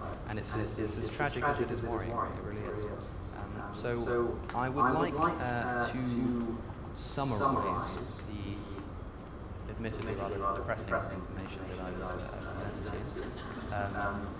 Discounting the first part, the second idea is why smart people believe silly things. I can do it in 4 parts. Number 1, we are emotional animals, prone to allowing our emotions to overcome our reason. Number 2, more than being also susceptible to this, smart people are often more of a problem because they're better at rationalizing their emotional functions. Number 3, when a smart person does hold a silly belief, they're better at convincing other people of this. Number 4, even with the benefit of the free market of ideas, confirmation bias, like a snake in the grass, completely ruins its efficiency. So the conclusion is... I was like, Well, aren't you subject to confirmation bias? All these like scientific evolutionary ideas you're talking about came from someone else. Sort of sounds like what's it called? A theory? Bias. I believe so. And you have other people surrounding it. Yeah, that's the right answer. That's a theory. It makes the most sense. Yeah. To a certain degree. Yeah. But no, you see, we're emotional animals, and sometimes our emotions get away from our rational reason. It's like, listen, this is how you sound right now. First, you take the toy out of the box, but there's twist ties, so you twist left. Then, the batteries sold separately. You buy AA batteries, one in, one opposite the way in. Put the battery pack back on. Take the screw. Righty, like you know. Get that right. Press the button, and there you go. Consciousness? No? Nothing? No? The smart people not only can hold to silly beliefs, but often pose even more of a problem when they do. And hopefully you can now see why it is that they believe this. Also, why it is that we really need to start thinking about how we're going to solve this problem. He believes it's interesting though, because whenever I talk about anything, be it religious fundamentalism, be it bad ideas, one of the things that's always asked is, so what do we do? How do we solve this? What do we do moving forward? And I often... Not to interrupt, but again, it's like the only thing I really somewhat like about some religion, like, you know, I'd say the core beliefs of religion is that there's some greater good, you know. Yeah. And they're more, I feel like I would say these people, some of them, because I don't know, I don't know, but I would like to believe that these people are more in touch with that side than well, I'm an atheist. There's nothing. I don't know why. Like we're, you know, I'm honestly assuming a lot here, but like, okay, if we really don't, like, we're saying we don't know. No, we're saying there's nothing there. You just die. Then I feel like, what about you, man? You know, don't you believe in like goodness, the absolute goodness? What? Well, that's part of the frontal lobe firing. Now, I'm obviously saying like the wrong shit, but you know what I mean? It's hyper masculinity on either side. It's either follow the laws of science only, yeah, or it's follow the word of God only. Yeah, it's follow the word for word. This is what God means, and this is God. This is all the stories. Follow them word for word, exactly how they are. That is a hyper masculine thing. There's no room for imagination or interpretation or anything like that. That's what fundamentalists seem to do. You mean without doctoring it? No, I think they just I would believe it would sound a little bit different, but they just take it literally. Okay. Quite disappointing. Then no, what's wrong with the fundamentalists? And because I'd be like gradually the religious people that are somewhat a little more spiritual. I'm like, I understand their metaphors, some of them, yeah. But they still stick with it, you know. Oh, a lot of them take it as metaphor. In fact, that's their defense. When they hear atheists, like, it's saying kill gay people. Like, no, it doesn't say that. It's just a metaphor. Look, this is a metaphor. I'll explain it to you. They use them for but then it's contradictory in churches and shit like that. Yeah. They try to teach lessons through these things that sound make believe. They sound like, you know, Wizard of Oz. But it does sound like a defense though, because like. And it's partially that too. It's also like you're building your castle around this thing, you know, your pillars. Yeah, but yeah, fundamentalism is a lot different. Yeah, I know. That's the literal shit. Yeah. I'm not here. Maybe God can forgive you for being this. How dare ye? What? How dare ye? How dare you? To offer a solution. I'm here to diagnose a problem. I'm sure that the vast majority of the people in this room are far smarter than I am. They're far more capable of coming up with a solution to this problem. Don't pander. Nobody's going to find a solution to this problem unless they know that the problem exists. So my job is to depress people by telling them how screwed we all are.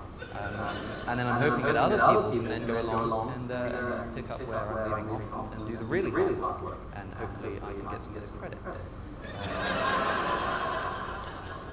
Nonetheless, I do have my ideas, as I think anybody would, about how we can tackle some of these problems. I can actually tackle these one by one. This conclusion that I presented in 4 parts. I'll offer a sort of 4-part rebuttal. There's an idea,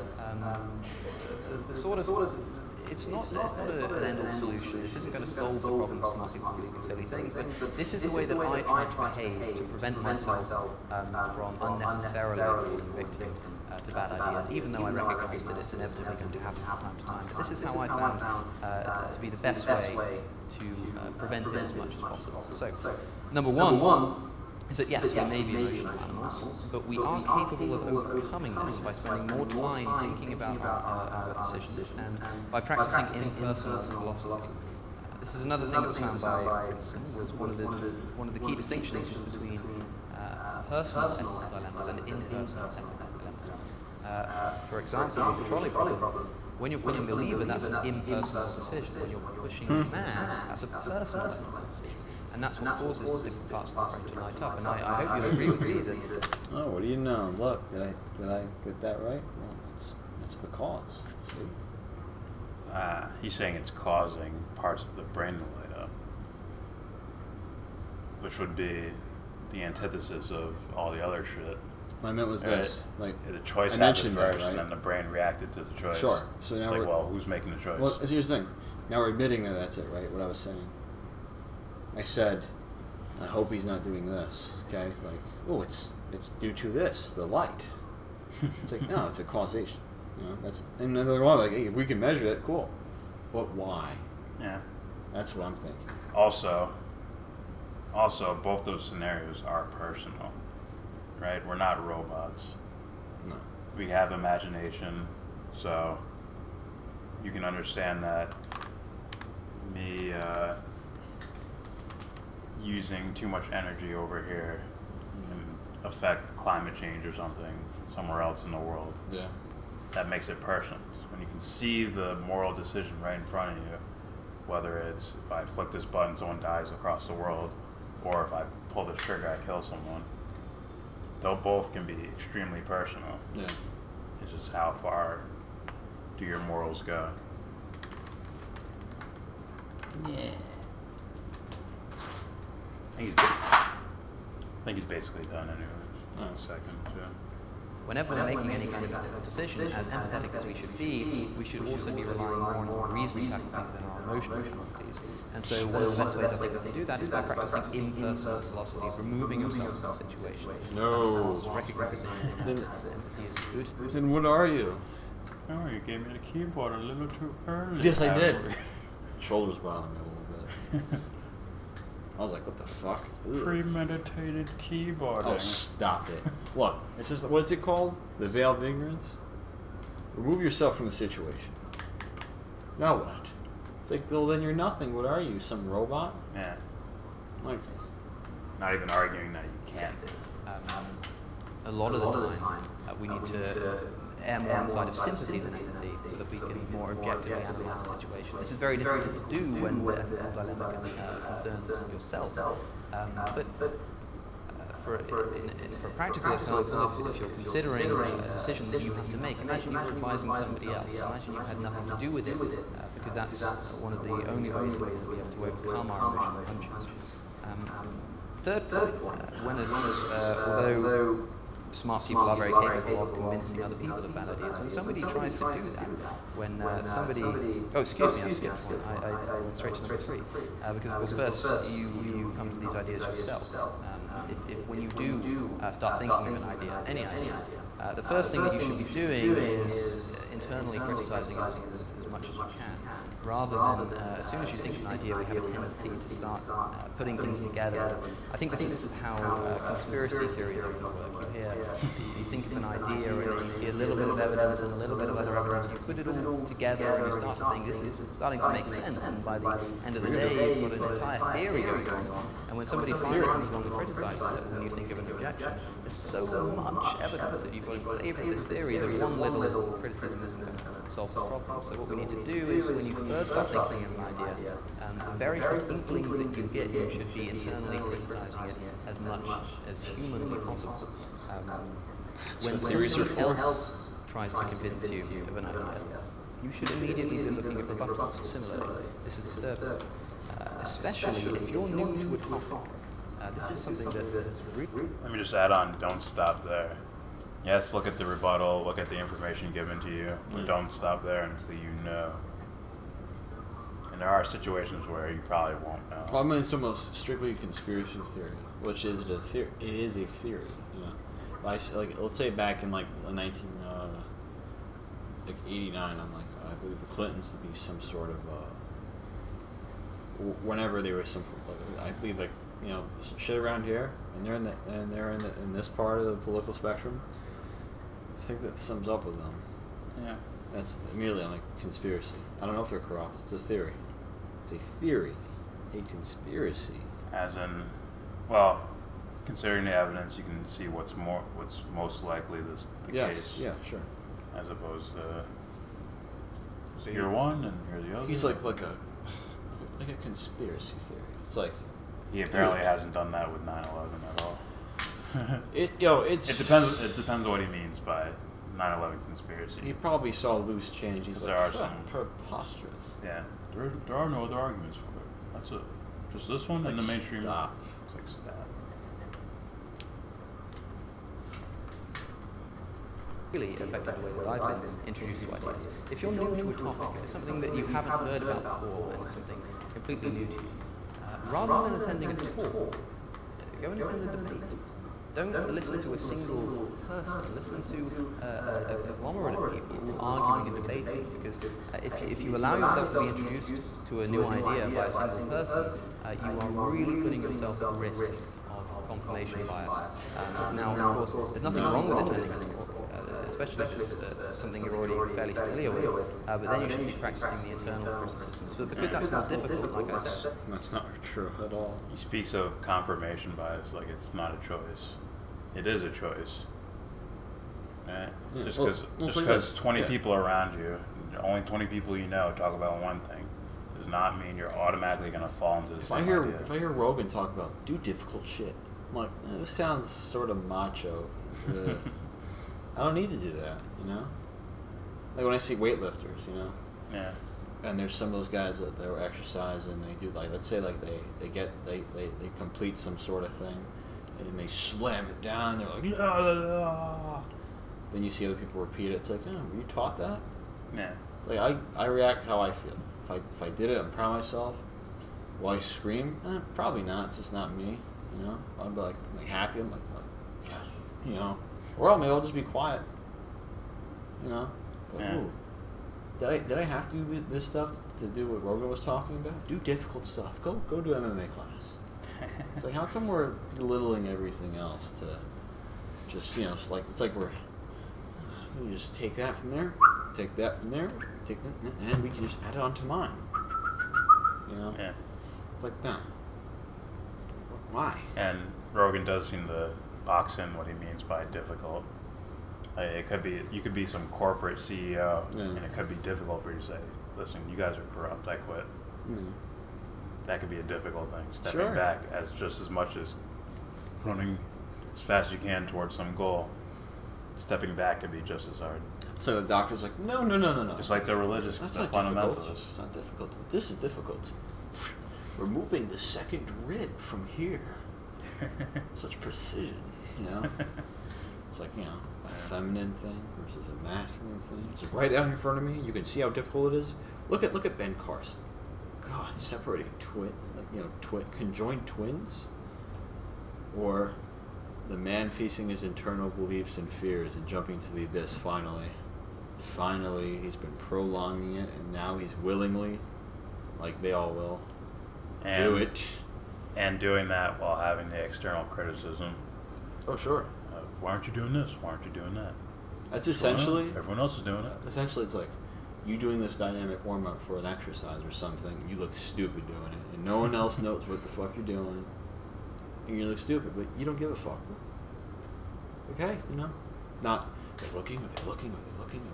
Are they looking? Like, look at this. Look. Are they looking? Are they looking? You know what I mean?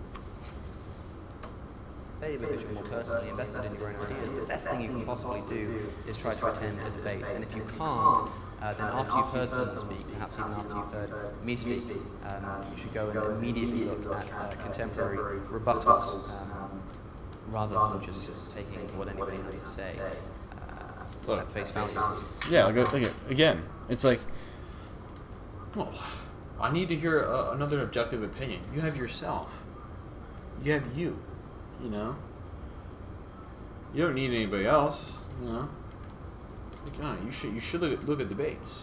Like, hey, if you want to, but guess what? You can debate those ideas right now as you're watching one singular person on a video. You know, one speaker, one person's ideas. That's it. Yeah. That's all you need. You know, but if you want, you know, if you want to see a debate, why not do it? Don't say like, oh, you have to. You need. Like, you should. It's like, that's maybe you do. Maybe right now that's what you need, you know. I mean, by you, I mean this dude. The fourth and most important thing, piece of advice, if you allow me, is probably also my most controversial. And I often get some funny looks. I wonder why. My advice would be this: don't eliminate your bias. And like I say, it can. I'm always interested in the way that people react to a statement like that before I fully explain it. I think slightly positive about some of the faces here. There's a very simple reason why I would advise people not to eliminate their bias, and that's because you can't. Try as you may, you can't do it. People have tried, and in fact, if you think that you've eliminated your bias, you're probably the most biased person that anybody would hope to meet. Can you eliminate bias? What does he mean by that? Isn't that weird? So you're being very vague. I don't even know what he means by that, to be honest. It's like, see, I made you think. Next thing. Next time. I hope not. I mean, it goes into depth. If you mean you can't eliminate yourself, then yeah, I agree with that. Oh, like your favorite color. Yeah. I have all these experiences with it. Yeah. I can't tell you. I can tell you. I can't explain. I can't. You can't know. But I can just give you evidence. That's it. Yeah. Now, it is infinitely more productive to be openly biased than to be deceptively neutral. I would perhaps take the example of news media. I can't speak much for this country. I don't watch much of its news.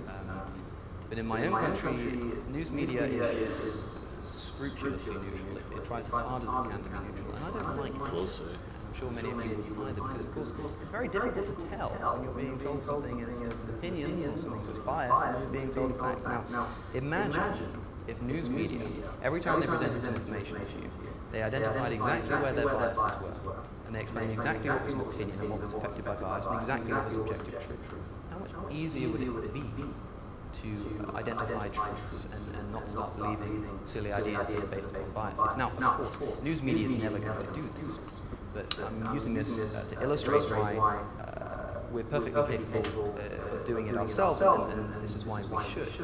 Although news media is never going to do this, you're perfectly capable of doing it, of recognizing your bias rather than trying to eliminate it. If you try to eliminate your bias, which is what the news media tries to do, it just makes the problem worse. It makes people trust you less and makes you trust your own reasoning skills less. The best thing you can do is be openly neutral and use your bias to rid your bias. even go and look at things that contradict the biases that you hold on purpose in order to try and criticize ideas, good ideas that you think should hold. The only way you're going to do that is by recognizing your bias rather than trying to eliminate it, which you simply won't be able to do. Now, like I say, however, this is not supposed to be a solution. I don't know about that one. Cause, like, it's very vague. I don't understand what he's saying. I wish it was like, what do you mean? Yeah, what do you mean by bias? Like, I get it. What is this? This is like a lecture, right? I favor... Essentially, this is a lecture. Yeah. You always wonder, like, hey, like, I got a question. They do Q&As at the end. Alright. But it's like, do you mean like I favor the Yankees over the Red Sox or something like that? Yeah. It's like, well, why would I get rid of that? So in that case, he'd be right. But I don't know exactly what he means by bias. Diagnosis, so while I have those sort of practical tips, that's not going to solve the problem entirely. I just wanted to make you aware of the fact that smart people do hold silly beliefs, and for some of the reasons why I think this occurs. But ultimately, I do think that what I've said so far has somewhat pointed towards kind of invisible talking mode. Bad ideas are invariably the result of the lack of self-reflection. So take a look at the beliefs that you hold as objectively and honestly as possible, whilst recognizing your bias. And if you're a smart person, you should recognize that you'll have more problems in this regard, not less. That's probably the most important thing. Also, spend more time challenging good ideas than challenging bad ideas. After all, I'm sure you couldn't tell me the last time that you criticized somebody else's bad idea. But when was the last time that you criticized a good idea? Could be good, might be actually bad. So this is why I think that smart people believe so. Go until you know. But it doesn't necessarily have to be that way. Now, in order to avoid sort of trespassing on the subject matter of the last talk, I think I would rather sort of open the floor to any kind of questions and discussions, because I've already been talking to many of the people this weekend, talking about the ideas that I'm speaking about here, and the most interesting thing has come from the conversations that I've been having. If it isn't blatantly obvious by the nature of my talk, I am more than happy to answer any questions or objections, and I think I'll leave it there. So thank you for listening. Alex O'Connor, we have time for questions. Oh, God! I forgot. It's not the TV. Yeah. Alright. I should listen to that entire thing. That's one. One done. Oh, God. I'm gonna go for a lot shorter videos this time. Oh, there's more? Huh? There's more? It's Woo Woo Wednesday Eve. Fuck. Here you go.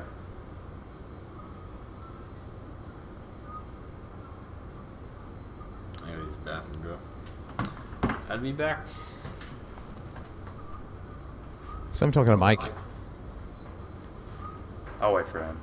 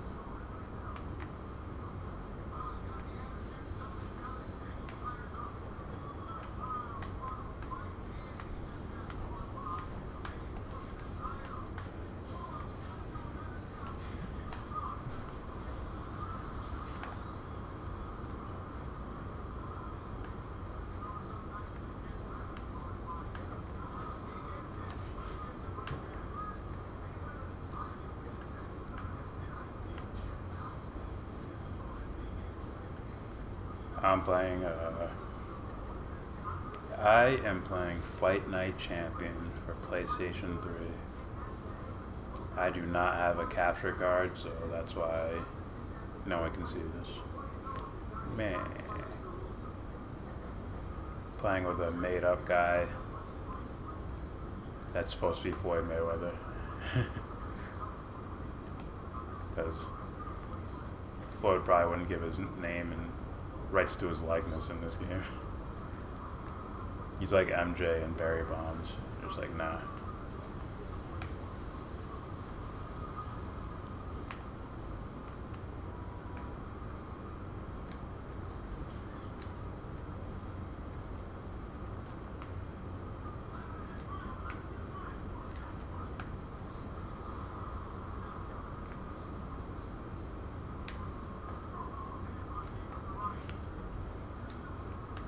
yeah.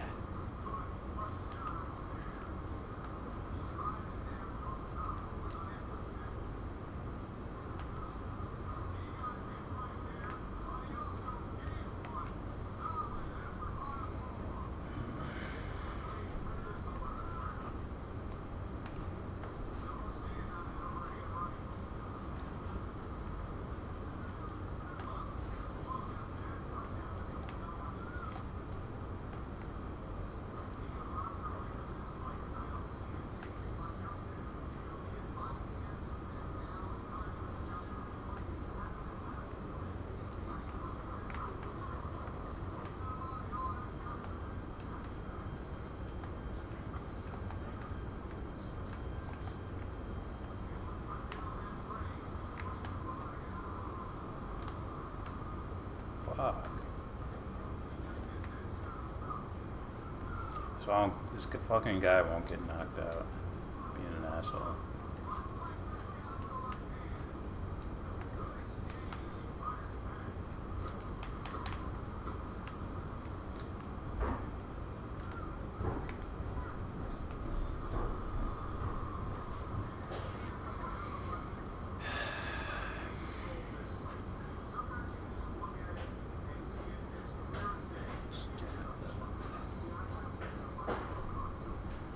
Yeah.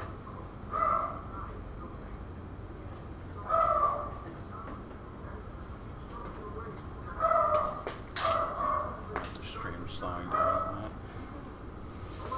that. 12th and final round. Haven't knocked this guy down yet. Fucking killing me. What's this? Okay, so this is Stefan Molyneux. An Introduction to Evil. Now, I already disagree with this guy on quite a bit of things, notably the race and IQ. Oh, yeah. Also, that capitalism is the holy system dropped down from God and given to humans. You must be capitalists. Here you go. The free market. Alright. So I'm talking to Mike, and operations manager for Free Domain Radio. And I said, you know, I don't think I've ever done a show on evil. He's like, no, that can't be right. You must have done a show on evil. You are a philosopher. Really? 2,700 shows, not one show directly on evil. I really don't think I have. I think I've referenced it, but I don't believe I have defined it clearly, and I think we could well argue that as a philosopher it might be a good idea. So let's do it. Let's do that show on evil. So, the first thing to understand about evil is that evil must have some knowledge of virtue. I know we should be defining evil at the beginning, but this is how it's going to work. It really will work this way. Trust me. And hopefully I will prove that trust. Otherwise, never trust me again.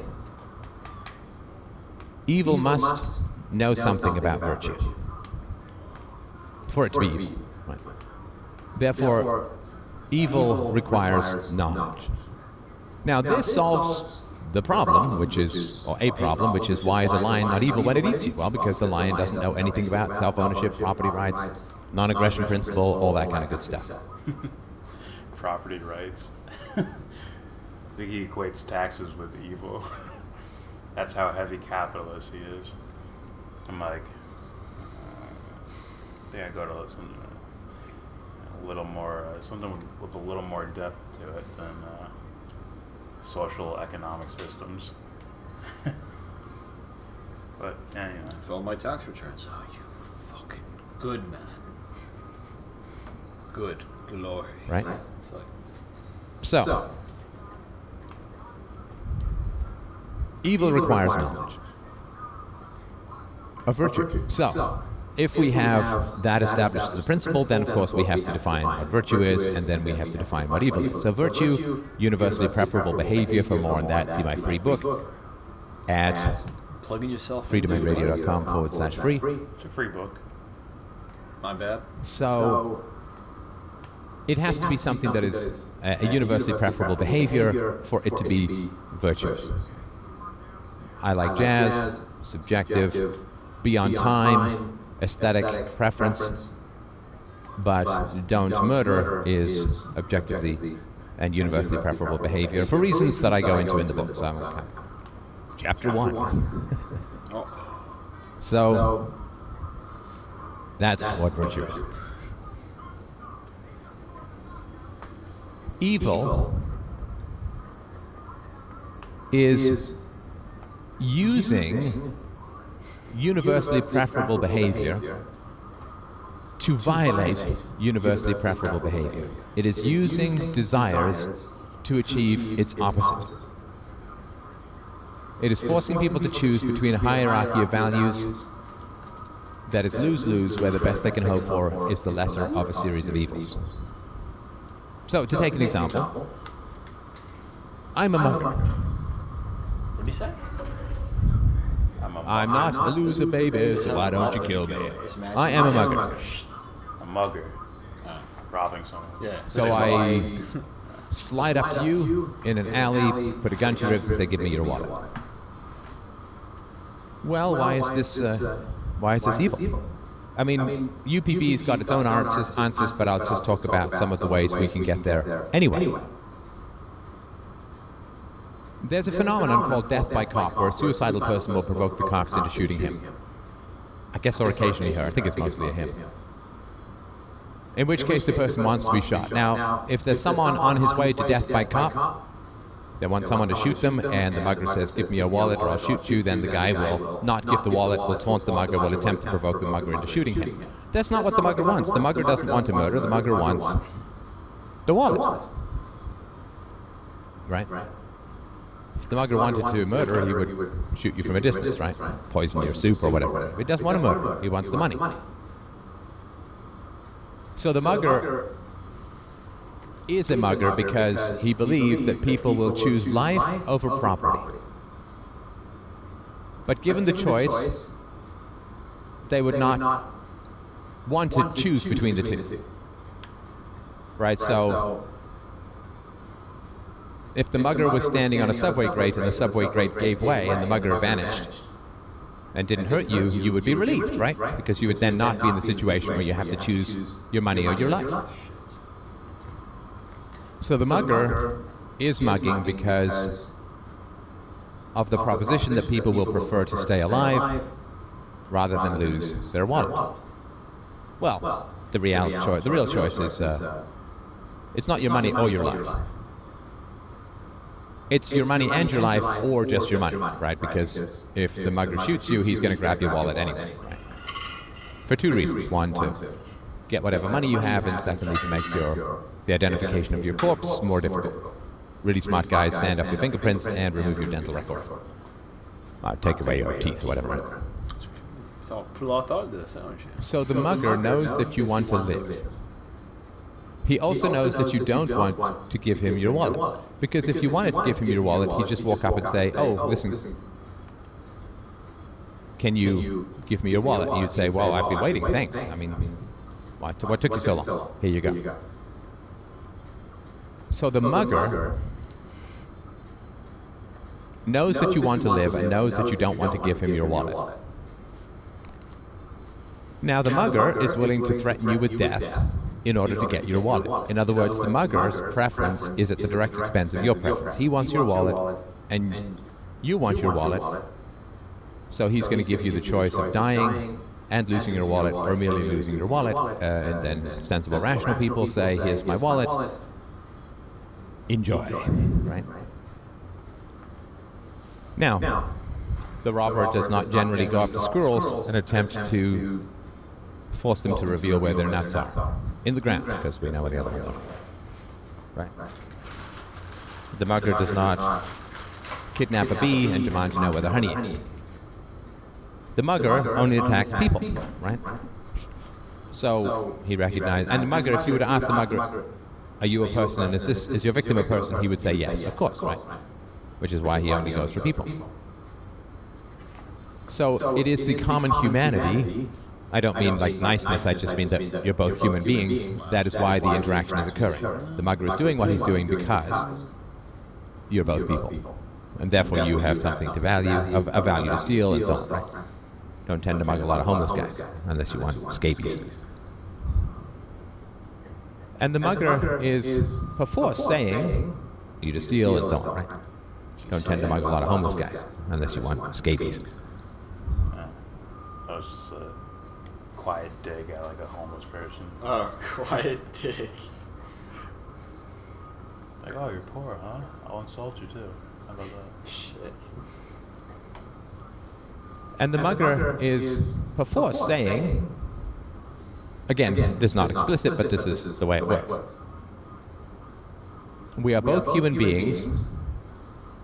We both have desires. My desires should be satisfied, and your desires should not be satisfied. Because my desire is for your wallet, and your desire is for me not to have your wallet. We are both human beings, but I must profit at your expense. Okay, you sort of worded that a little weird. And the goal is for me to have the wallet and you not to have the wallet. That sounds completely different than I need the wallet for money. Yeah. If you have a second wallet, yeah, it's like whatever. It's like, at your house. I want you not to have it versus, hey man, give me your wallet. Actually, dude, I have a, sure, I have $5,000. Take it. Oh, thanks. Think of that? Nope. Yeah, those are two different scenarios. Yeah. And I don't want you to have a wallet. Yeah. As opposed to I just want the wallet for the money. Mm. Like you could have been anybody. It's not about you. It's about the money. He didn't want me to have it. If he wanted me to have it, then he wouldn't have taken it from me. Yeah. It's like, maybe but he's putting his needs over yours. He could have just messed his words up there. Possibly. So, we'll find out. I may use force against you, but you may not use force against me, or I don't want you to use force against me. We're both human beings. I want to use force against you. I do not want you to use force against me. I want your property. You want your property. But I will force you to give me your property. It started to sound like a roundabout way to say taxes are evil. It's like I'm doing all this to say taxes are evil because I worship capitalism. Just kidding. Maybe. Now, a thief knows the value of property because he wants to keep what he's stolen, right? I mean, who would bother stealing if he knew the moment he stole that things would be stolen from him, right? I mean, it wouldn't happen. Right, so there's an old joke which is Scotsmen considered to be cheap in these jokes. I don't know if these jokes are still around. They were around when I was a kid. Englishman and a Scotsman are walking down the street, and a guy jumps out with a gun and says, "Give me all your money." Scotsman turns to the Englishman and says, "Oh, here's the 20 pounds I owe you." Right, that's funny. Because he's going to lose the money anyway. So he might as well pay off his debt. Doesn't cost him nothing. Or, you know, an Englishman and an Irishman and a Scotsman are all at the funeral of a Welshman that they respected and loved. And they want to show off, I guess, and the Englishman throws a 10-pound note into the grave and says, "That's for you, for buying drinks in the afterlife or something." The Irishman throws a 50-pound note in, and the Scotsman throws a 500-pound check in. Check's never going to be cash, blah-de-blah-de-blah. The thief respects and recognizes property rights. He wants to keep what he's stolen, but you may not keep what you have legitimately earned. Property rights for the thief. Free choice for the thief. Profit for the thief. No property rights for you, no choice for you. Loss for you. And the thief is only doing it because he knows that people want to live. He's only doing it. He's only using a gun because he knows people want to keep their property. And he's only doing it because he wants to keep what he has stolen. So he knows a lot about property rights. He knows a lot about human motivation. He knows a lot about values. He knows a lot about people's desire to not be hurt. That's what he uses to achieve his end. So he knows a lot about truth, universality, virtue, and so on, right? Are you defining the mugger as evil here in this scenario? That's what I'm... It's like, I feel like where are you going with this? Well, yeah, that's what I'm like... He might be neutral. Yeah. You know? How do you know the mugger isn't like this situation, you know? It's like, fuck man, I just got out of jail, former drug addict, you know, I have 3 kids at home and a sick wife, I need money.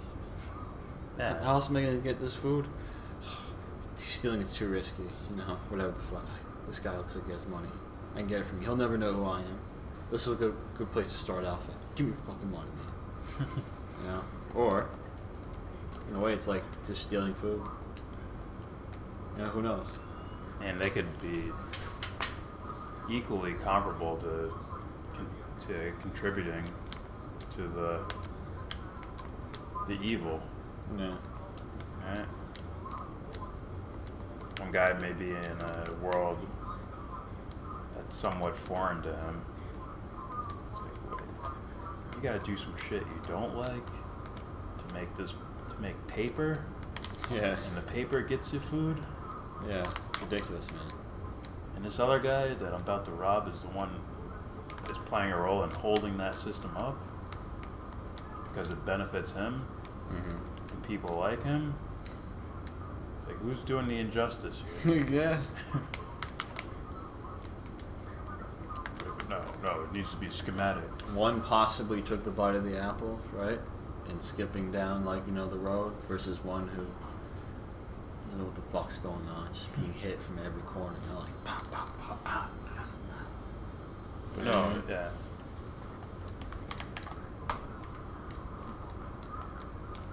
And he uses these facts, this knowledge that he has, in order to violate the principles. That you made up. He wants to keep the property he can only get by violating property. Dude, robbing this dude would be fucking annoying. Like, yo, motherfucker, get the fucking ground right now. Give me that fucking ground right now. Give me that fucking money. Like, oh. Your principles are probably like this. Like, what? No? You know my situation. Universal principles, universal behavior principles, something like that. Universal? Universal recommended principles, something like that. Universal recommended behavior. He named it something.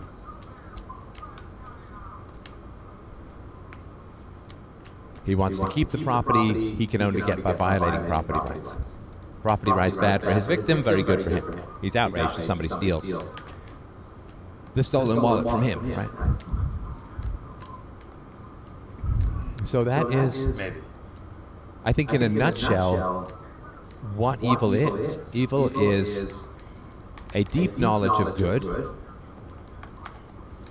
used to violate that goodness. If you had a deep knowledge of good, then I don't think you'd do these things. Maybe you didn't know what good was. You can have an idea, but you didn't know. I consider it a understanding of positive. Sure.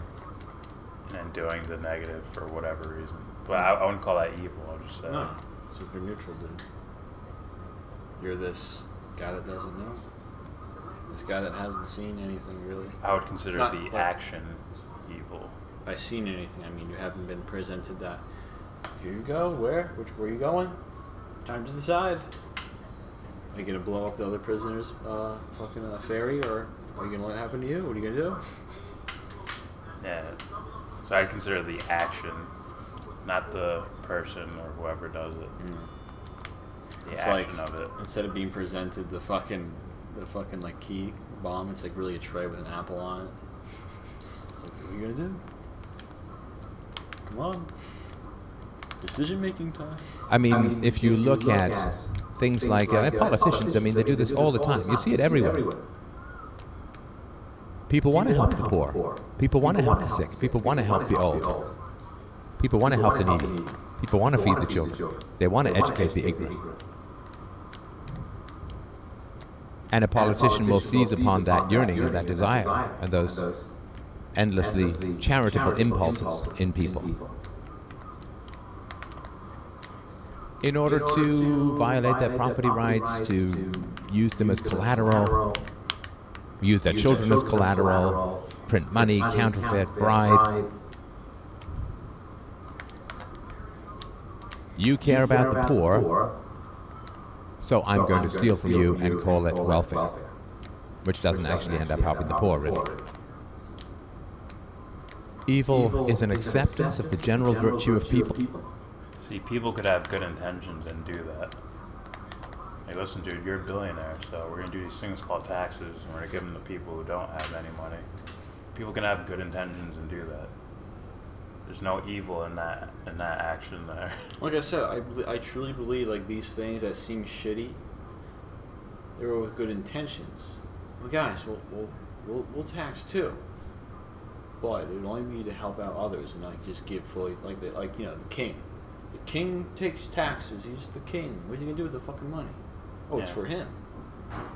You know, versus, oh, we'll create this system, and we'll have taxes, and all the money we'll have, we'll use it for something that everyone needs, something everyone will like. Oh yeah. That sound horrible? Nah. That sound mean? Nah. No.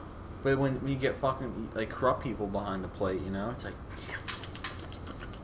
they'll get guns and missiles and planes and things I like, you know. Yeah. And that's completely different than the mugger. That sounds like a king, doesn't it? You know, the corrupt king. Give me the money.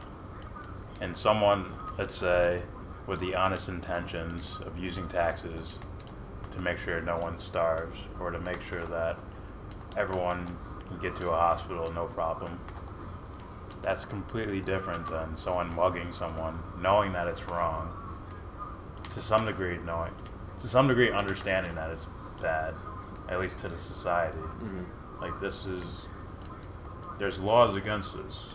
That's why I have to sort of do it in secret and try not to get caught. There's laws against this, so me doing this will, who knows, you could hurt someone's feelings or hurt someone actually, or whatever. You understand that, which is why you'd be doing it covertly. Yeah. Thus, if you do it with the intentions of whatever, feeding your kids or feeding yourself, that does not make it a good idea or a moral idea or whatever. Because they understand that it's the wrong thing to do. Otherwise, they just walk up to them and say, give me your wallet. No guns, no threats. Give me your wallet. It's mine. Which is half the argument he made. The other half is like, he's going with taxes and property rights. It's like, what? He's trying to say capitalism is the moral way to go. I think, me personally, like hearing all the stuff this guy has said before, this sounds like cognitive dissonance, shape-shifting reality so that capitalism is the shining light that we're all trying to achieve, and everything else just falls into that area. If you're against capitalism, you're immoral in nature. Yeah. You're principled to be immoral. That's fucking ridiculous. Duh. What? I'm being insulted like this. Alright. Followed by an exploitation of that virtue. Right? You understand, I'm sure. And what evil hates about philosophy, why philosophy remains a underrepresented, underappreciated, undervalued, if not openly mocked power in society. I would say I'll throw spirituality in there too, but you can consider that philosophy, sort of. You could throw that in the philosophy category, but I don't know if he's doing that or not. It's because philosophy universalizes the principles that evil already knows about, thus revealing the exploitation of evil people. The government is here to... Evil people. There it is. Fuck. That's fucking so wrong. It's like the Patrice O'Neill thing. Like, they sound okay to a certain point, but then they have to stick marbles up their ass. Shit. Right? They're talking about conspiracy theories, or naming off all these facts. It's like, why do he sticks marbles up his ass? So it's like, how credible can that guy? So it's like they have to discredit themselves or something. It's like, fuck. Alright. Protect your property. Well, then why does the government steal half my property? Right? No, wrong. I just said they could, like, just laid out how that someone could be good intentioned and still ask for taxes.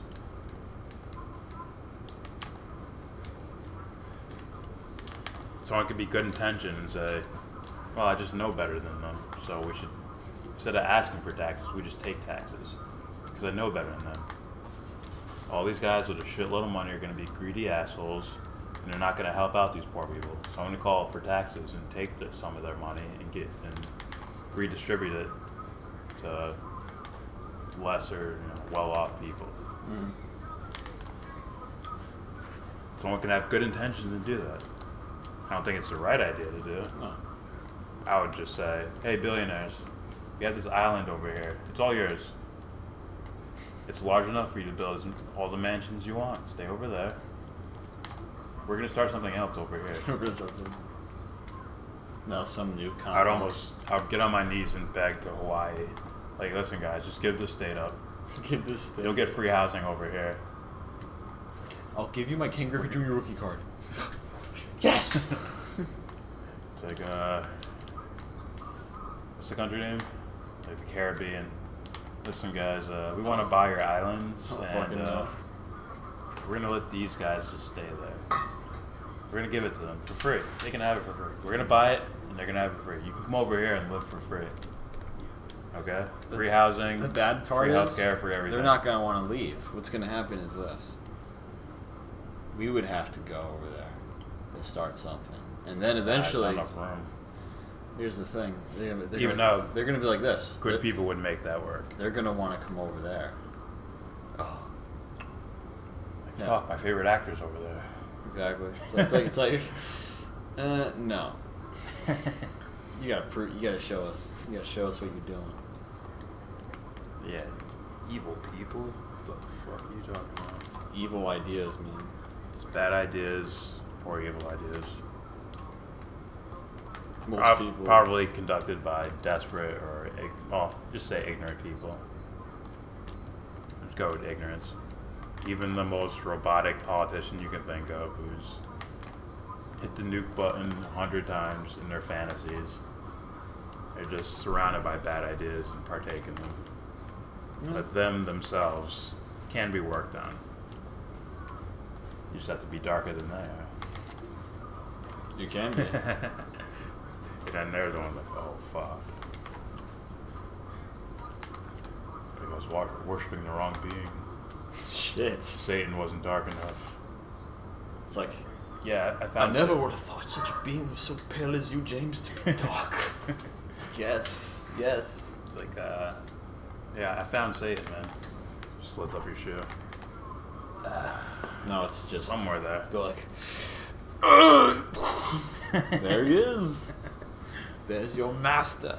Enjoy your dark lord. I think he's a fucking poser. He's a poser. He or she. Dead. Whatever it is. Because you wanted to. Well, if I wanted to, why does it need to throw me in jail if I don't? That's why the devil got kicked out of heaven. Like, you fucking poser, man. He's like, all right, I'm leaving, guys. I mean it. Take your musical stuff with you. Get the fuck out. Fuck out. I mean it, guys. I'm leaving. Okay. Yeah, man. Bye. I'm the Dark Overlord. No, no, it's but what? He'll be back. Couldn't hack it in heaven. Couldn't hack it in heaven. Fuck out of here. That seems like quite an unnecessary overhead. Couldn't hack it. Because the majority wanted fucking hack it in heaven. So, is the majority always right? No. Majority was not right in putting Hitler in power. That seems like quite an unnecessary overhead. Because the majority wanted to. So, is the majority always right? No. Majority was not right in putting Hitler in power. 3 men and a woman don't get to rape a woman because they have a vote. There are moral standards independent of the majority. What are they? Right? When you start to push exploiters, sophists, and abusers to define their virtues and values, society, kind of as we know it, pretty much falls apart. And this is why philosophers and sophists really are mortal enemies. Sophists provide the linguistic confusion and artificial dichotomies that evil needs to breed. Artificial dichotomies like state and citizen, police and person, a soldier and others, right? The artificial dichotomies that create the illusion that opposing moral values are good. So, I might agree with that. What you say? And we call them artificial dichotomies. Yeah. Like police or military or things like that. Okay. To say that this moral idea versus this moral idea is a real thing, when really there's one right answer. You're both, you know, creating some make-believe moral. Oh, sure, yeah. In order to keep fighting each other, or in order to exist in the first place. I agree with that. And then calling it like democracy or whatever. Sure. Let me prop up my idea by making this bad, but it's really not. No. Hey, look, guys, I spent $1 billion on my campaign. I'm the moral one. But it could have some. I spent $1 billion on my campaign. I'm really hungry. Shh, quiet. I'm talking. This cost $1 billion. You insensitive fuck. Yeah. But I'm hungry. Get him out of here. Get him. Yeah, when politics are supposed to represent morality in a way, and they're basically just popularity contests, whereas maybe for the people it has something to do with morality, but for those guys, they probably see right through that, and a lot of other people do. But you know, the people, the asleep, the sheeple, the NyQuil people. Yeah, they need help. They may see it as moral questions, like this person's moral is better than this one, when really they've been spouting the same thing, the same arguments over and over again, and they conduct themselves very similarly when they get in office and things like that. Like, oh, you're just the last guy, you're same as the last fucking president we had. Your face is different. Possibly your pigment. You speak differently. You made different campaign promises. They get in office and do the same thing the last guy. You know, it's like they're all doing this thing where they're all like, you know, shoulders to arms. They're doing the same thing. What was the can dance? Yeah. Can we do the same thing? Yes, we can. It's like minor differences. As far as like the bigger picture, it's like minor differences. Yeah. I hope that helps. Again, for more, you can go to Universally Preferable Behavior, a rational proof of secular ethics available. Universally preferable behavior. That's what he calls it. What is it? What does he mean by that? What is that's universally preferable? You know how. I mean, what does he mean? It's a hyper-logical way of using morals, I think. And that might be my problem with his work. Is it based off of that? It's Partially, yeah. hyperlogical. Oh, that's why it comes off as incomplete. It's like, so can't you just feel things sometimes? It's like, you see the agony on that person's face? My frontal lobe is kind of swollen. I can't really. Like, you see the agony on that person's face? Yeah. It's like, maybe that's a reason we shouldn't hurt other people. No. Can't you feel that? Yeah. Like, just sometimes there's a feminine thing, a non-material, well, like a this, non-logical. Like, oh, top 15 reactions to life sentences. It's like, don't you feel anything there? Yeah. It's like, you deserved it. It's like, what's wrong with you? It's literally torture. It is. People haven't considered that because it's become normalized. Yeah. Putting you in a box, separating you from around other dangerous people. Yeah, it's like, yeah. The booty warrior is lurking. Like, oh, so be there's a couple serial killers. Even in him, there, he corrupted himself to the point where it's like, oh no, you two are part of the very thing that you probably once feared as a young boy. Yeah. It's like sad, really. It's kind of sad. Alright, let's get out of here. Let's get the fuck out of here. Really quick. I don't know if I'm winning this fight. I hope I am. If you're playing, you're winning. Oh, shut up. Not everyone has Fight Night champions. You are winning. I don't own it. I simply caved into the system and used the capitalistic currency I was given and conformed, and now I own the game. Look at all this sweat shit on my fucking hat. So? It's the maps of meaning on my forehead. You know my dad's tongue is actually shaped like that? What? You know how people have like a normal tongue? Oh, the swirly thing?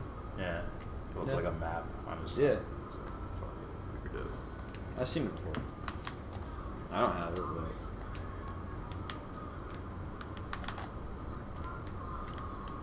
Maybe your dad's tongue is like an atheist or something.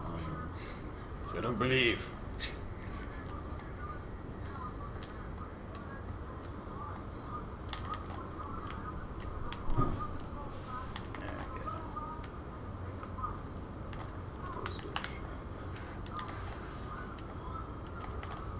Number 3.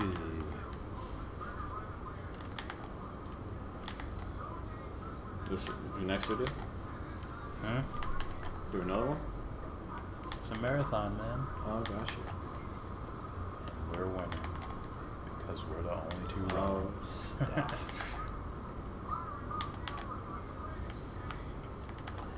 I gotta think of all the philosophical ideas.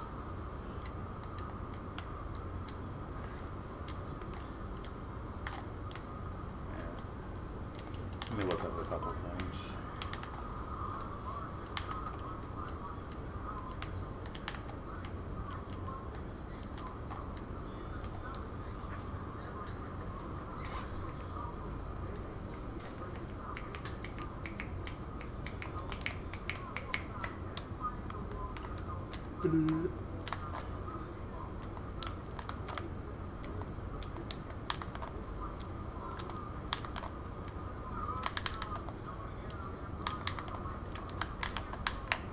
Christ, look at that. He's like, man, you're a bitch. Look how he fell, man. He's like, oh, he's right. Ah. Abby Martin. What does Abby Martin have to say? What? I saw her tweet something. If that is her, that is an opposer.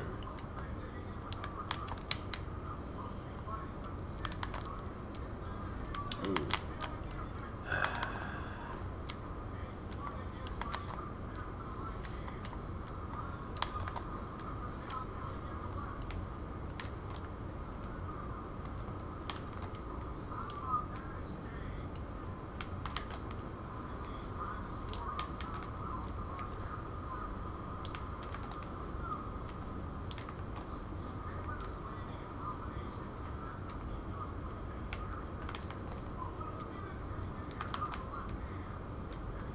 Hello and welcome to my channel. I am Vice. Shit. It's like your mom comes to visit. You're like, happy birthday, son, bro. Shut the fuck up. It's like, fuck. I'm Vice Rhino. Yeah, you're right, man. What the fuck's with all this animal shit? Show your face, man. What are you hiding? Confess. It's like, I really like. You're right, dude. Is it all like a circle? You know what I mean? Like Vice Rhino. What's the other one? Like Super Kangaroo. Like what is it? AIU something.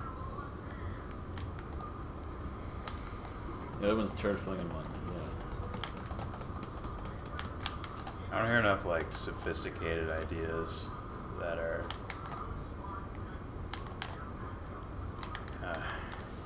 whatever. I got you.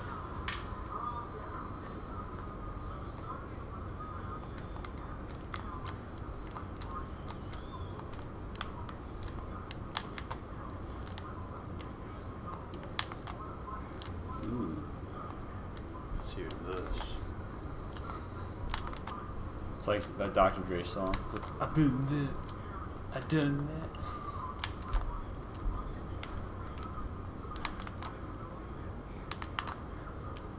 The Origin of Fear from Krishnamurti.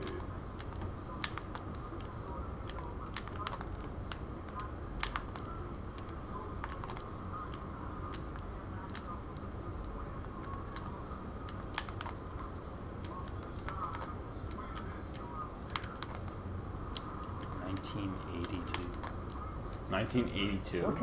Oh shit. Origin of fear.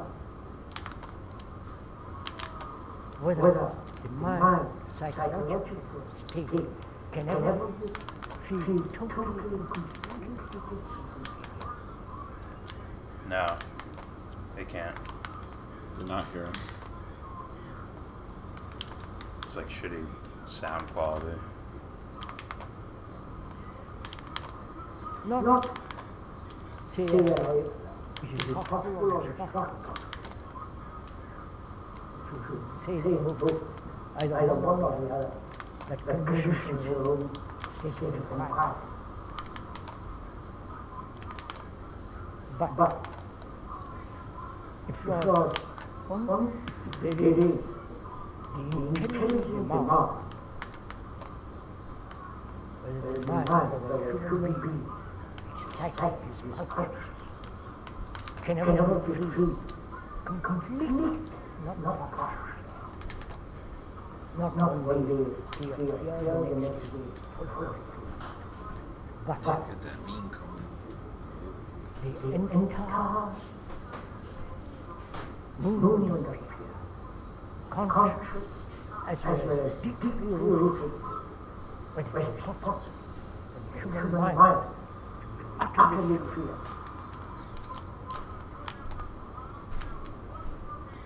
Because fear is one of the factors of disorder.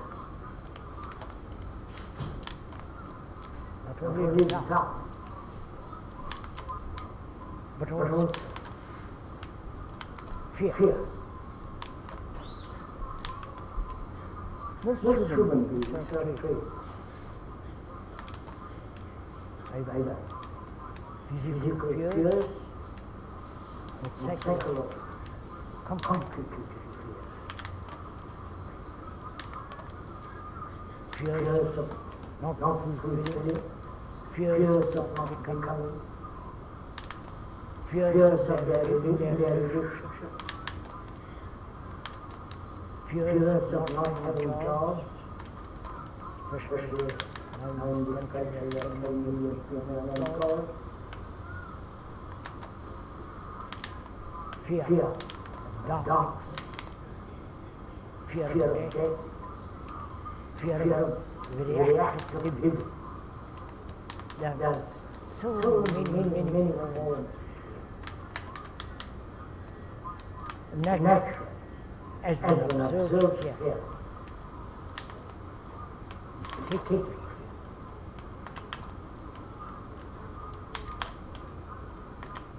as well as those who can see how fear creates disorder.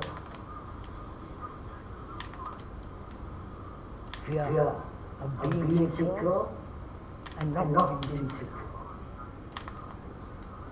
Fear of the past, fear of the present, fear of the future. As we all know, most of us have experienced some kind of fear of urgency, very deep, or superficial. When one is afraid, the whole psychological state becomes technical, straight, and where the fear there is, darkness can escape from the dark. Escape. This motherfucker would never survive on Kimball. The fear. We're going right to break? Yeah. No, we'll be right back. We're going right to break. You mean Kimmel? Who did I say? Fallon? You said Kimball. What? No, I said Kimball. Kimmel? Yeah. That was Jimmy Kimmel. Kimmel. They said Kimball. Oh, I did say Kimball. Who cares? Yeah. Fuck that dude. Like, what do you have to offer me, man? Then the escape becomes far more important than the fear itself. A big nothing burger, you know? Right now, he's talking about just simple, everyone can understand type of thing. It's like messed up. You just get in that kind of, like, yo, got anything more comfortable than that? He chose that shit, you know that. I don't know that. I don't know that. You got this Rolls Royce you can drive up in and sit in. Listen, give him a massage, man. I want a wooden chair. It's like maybe his, his shoulders a little bit, you know. I mean, who knows? Who knows? He gives 0 fucks right now. Probably. But fear always remains. I want to listen to this shit. Go ahead. I'm just done. Why human beings who have lived on this earth for millions of years, who are technologically intelligent, If you want, I can throw it on that. why Sure. they have not applied their intelligence. Quick second.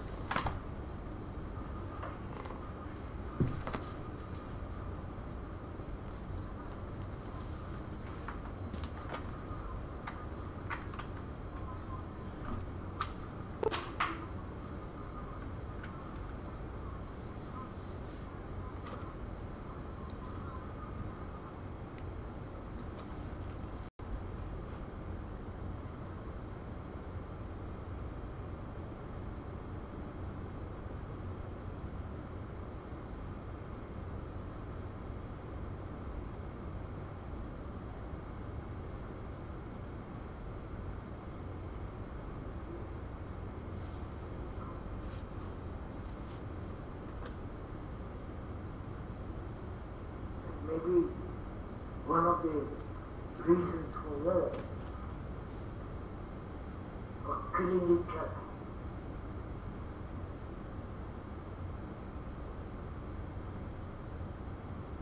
and religions throughout the world have not solved the problem, and the gurus not saviors,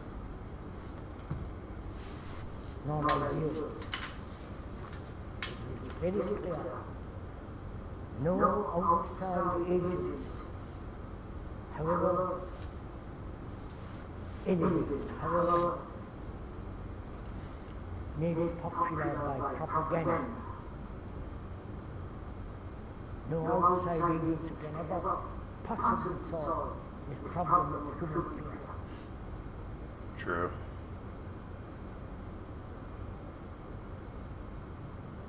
You must find out again for many people. You are inquiring, you are investigating, you are delving into the whole problem of fear. speaker will only explain, but the explanation has no value. And you yourself go deeply into this question. It's like shit. And perhaps we have so accepted the pattern of fear that we don't want people to move away with. This guy, I feel so bad. I would just go. I know. But see, I'm not being like a fanboy or anything. I've been listening to a lot of this guy, but you know, from what I've heard, from his interview, like I can't tell you. I was like, no, I haven't really heard anything I disagree with so far, and probably today, like right now, from at this point, like I could listen to now, I'd be like, well. Yeah. You know, like I know this. You know, there's a difference between like at the end of his YouTube videos, like just, check out all the information, find the answer yourself. Mm-hmm. And then there's guys who are adamant about they can't tell you the answer with certain things like this. Right, certain things you can't just go research. Oh, what I'm basically saying, like when I say like that's not it or whatever the fuck, it's because I found out for myself, you know. But there's also all these things that connect everybody. And when I say there's an absolute, like goodness, you know, because I know. I can't make them know. Show me. I can't. And they want you to explain it using whatever philosophical language. Well, yeah, well, you already know when I was like, tell me, man. Like, I can't. It's like, come on, do your best. It's like, I can't tell you. I fit like 100 times. Like, come on, dude. Come on, for real. I'm not fucking around. Tell me. It's like, I can't. I can't tell you. It's different for everybody. No, hey, man. I wanted to drive a car into a fucking like store. It's like, I want to know, man. Come on. It's like, what if you gotta find out for yourself, man? Yeah, it's like, what if Batman wasn't afraid of bats as like a kid? Then all of a sudden him in the cave, that scene means absolutely nothing. Well, yeah, it's just like, oh shit. Rather than, I'm facing my fears. You need the personal shit.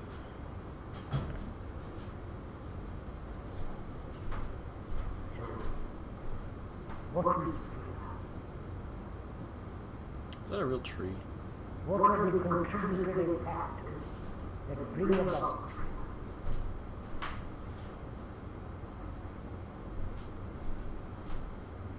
like many small streams, rivulets that make the tremendous volume of a river? So what are the small streams that bring about that have such tremendous vitality of flow?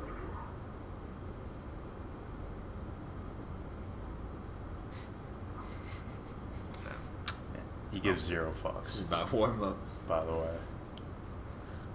Imagine he's just like, One just calls pisses itself himself. It's like, comparison.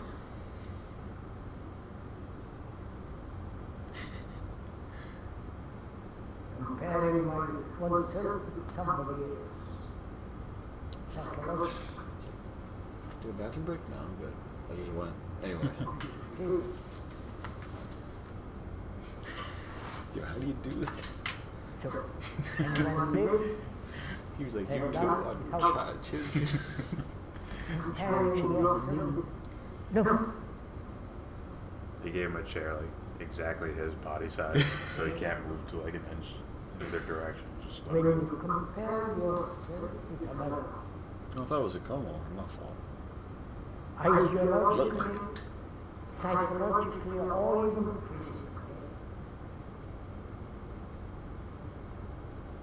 physically, there is the struggle to become that, and there is the fear that you will not. It is a desire to fulfill, and you will not be able to. Where there is comparison, there must be. I disagree with that. I have to know what he means by comparison. In what way does he mean by that? I say in comparison to the other, like ideologically, physically, psychologically, whatever. Well, again, I don't know what he means. I didn't get enough evidence to say, oh, that's what he means by comparing yourself, like this, like this. I'm thinking he means something, yeah.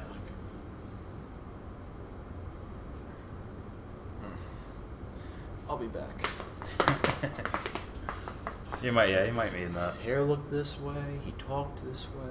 You might mean. Why are you doing that? That's not you. What are you doing? You might be pretending. Then what are you guys? You might mean that. That's I'm not gonna say I think that's what he means. I don't know, but maybe. Yeah, it could be. I try to immediately like bash someone, you know. It seems like I'm not saying you are. It seems like he's leaning towards wherever there's desire, there's fear attached to it.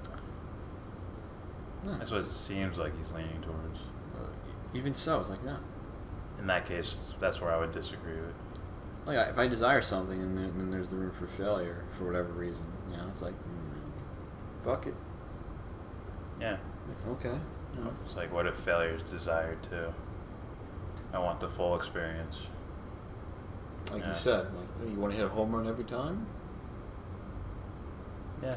Would it be fun? Or you desire the failure too, to like, okay, what did I fuck up on? I want to know when I fuck up, type of shit. Not only that, it's like, hey man, don't you want something challenging? Yeah. There's somewhere someone's heaven's like, I want the full experience. Okay. It's but like, okay. But if he determines that fear is a part of the failure, and then you can also say that fear is a part of the desire too. Sure. And I consider there is no, I'm without fear completely. I doubt that. Well, it's one of the faculties, and there's a good reason for it, which I might explain at some other time. It's my too woo-woo right now. Too woo. Yeah. Like you can almost observe fear as like an external phenomenon. It's not external, but it can appear to you as external. Like, oh, hey, that's fear. What's up, Jordan? Hey, fear. How you doing? I'm gonna get you one of these days. It's like, fuck. That didn't scare me. That's right. You hear his voice. Yes, I did.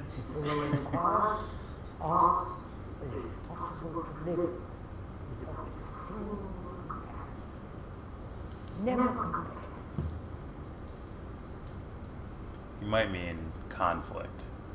Wherever there's conflict, there's fear. As in conflict doesn't mean just fighting. It just means different choices or things that conflict with each other. Right and left, blah, blah, blah, blah, blah. I did that backwards. Right and left.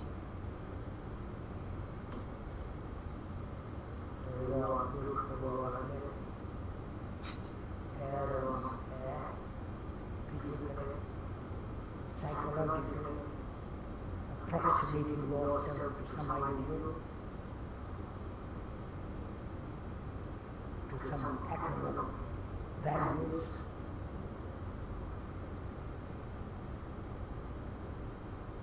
There is this constant comparison going on. You're asking, is that one of the causes of fear?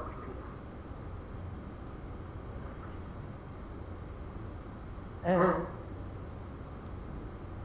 where there is comparison, there must be conformity. There must be imitation.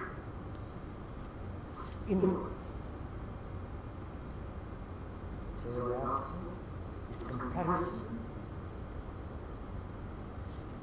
conformity, imitation, are they contributory causes of fear? And Not always. You did interrupt him. Yeah. I'm not looking at fear as something outside in. Like, this thing out here causes fear here. It's already here. I think it's more of a fear, and I reflect it onto the world. Yeah. And then my ego attaches fear to that thing. Something internal, you know. It's like that meaning point in the ego. Sure. Like, oh, clowns. But my fear existed first.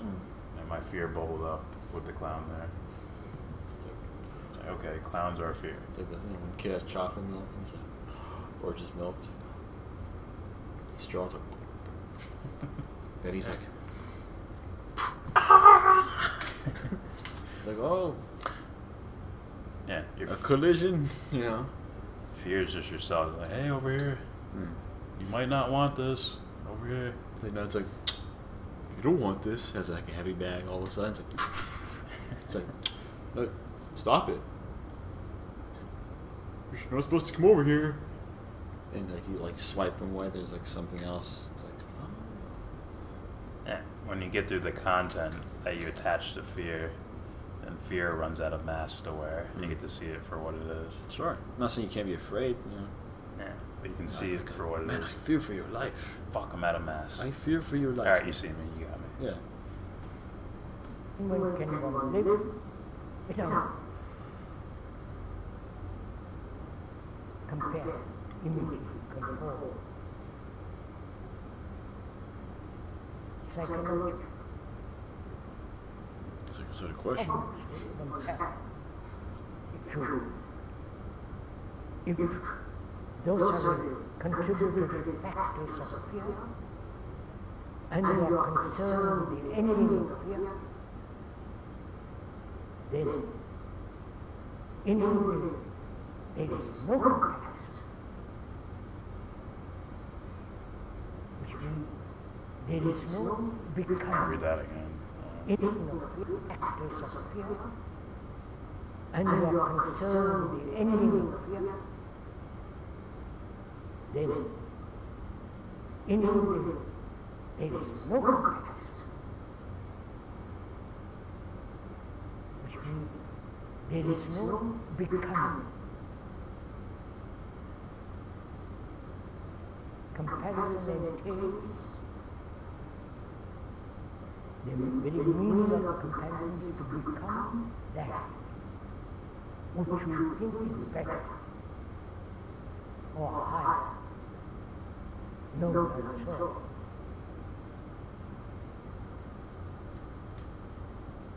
So, comparison, imitation, conformity, which is becoming exactly one of the factors or the factors of fear.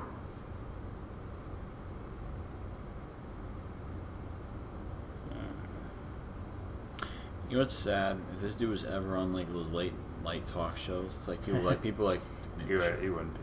No, I obviously Wouldn't have a not. No, well, first of all, I don't think he would want to. Second, that was my reason why. Yeah. Second, if he was, people would be like, we should clap now. We don't know what he's. I can't stop it. So he's starting some, I would say, very sophisticated ideas out there. Sure. I have to know what he means. I would have to ask him some stuff. Like, what do you mean by that, man? You got to play around with the Comparison. words. You got to play around with the words. Sure. That's why. That's why I like the other interview I saw.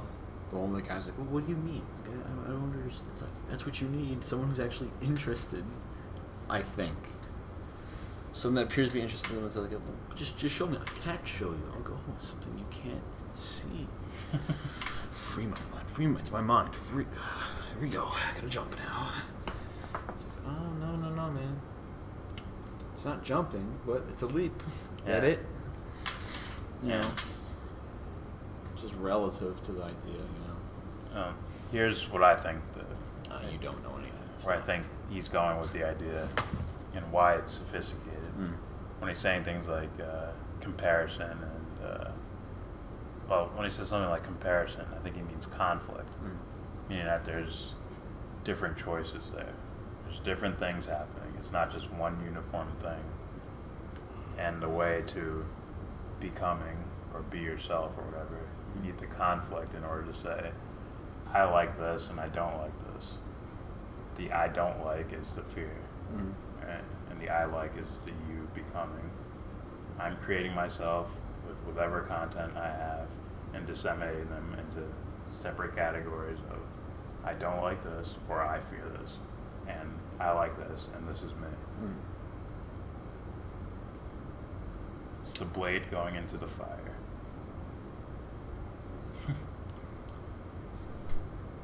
Yeah. It's, I can go deeper into that, but yeah. That was not the time. Like I said, very sophisticated ideas that people, I'm guessing a lot of people hear it and they're just like mumbo jumbo. It's like, it's just, none of this means anything. No, it's boring. Give me some Trump. give me something, not even, give me something about like how Trump's an asshole. Give me something like explosions. And then we have Michael Bay.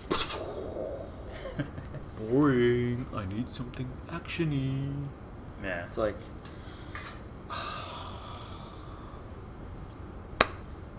So yeah, if you think Peterson's ideas are way out there and, you know, complex and all that shit, this is a lot more, to me, I think it's a lot more complex, and it's visible. It's there for you. It's like, oh, you want to understand fear? Well, you have fears. Work with that. As opposed to, you can only see God through long periods of time, then you can see trends of God. Like, at the 32nd year, you'll start to see signs. It's like, what is this, a fucking, what? Yeah. What is this, like a cookbook, man? I'd look at them as, you know, When you're cooking the egg and you start to see them kind of pop off the plate, you know, I mean the pan, and it's time to flip. Like, no. Fuck. So that is our Woo Woo Wednesday Eve. Woo! I should have a Ric Flair wig. Just go. We'll get him on here sometime. Some sort of gift or something. Oh, yeah, yeah. If we ever have enough followers to where they make donations, I like the Ric Flair pop up. Yeah. Alright, that is it. Thank you for watching. If you were watching, subscribe, comment. I'm sure there's a lot of, if a lot of people heard this, they would disagree with a lot of our shit. You guys are posers, man. You guys don't know what you're talking about. It's all about the turd flinging monkey. Don't be a fan, folks. You can admire someone's work, just don't be like I'm a loyal follower. Like when Vince McMahon walks to the ring, you see guys going. That's right. Don't be that guy. Follow your bliss. And as always, don't judge. The following presentation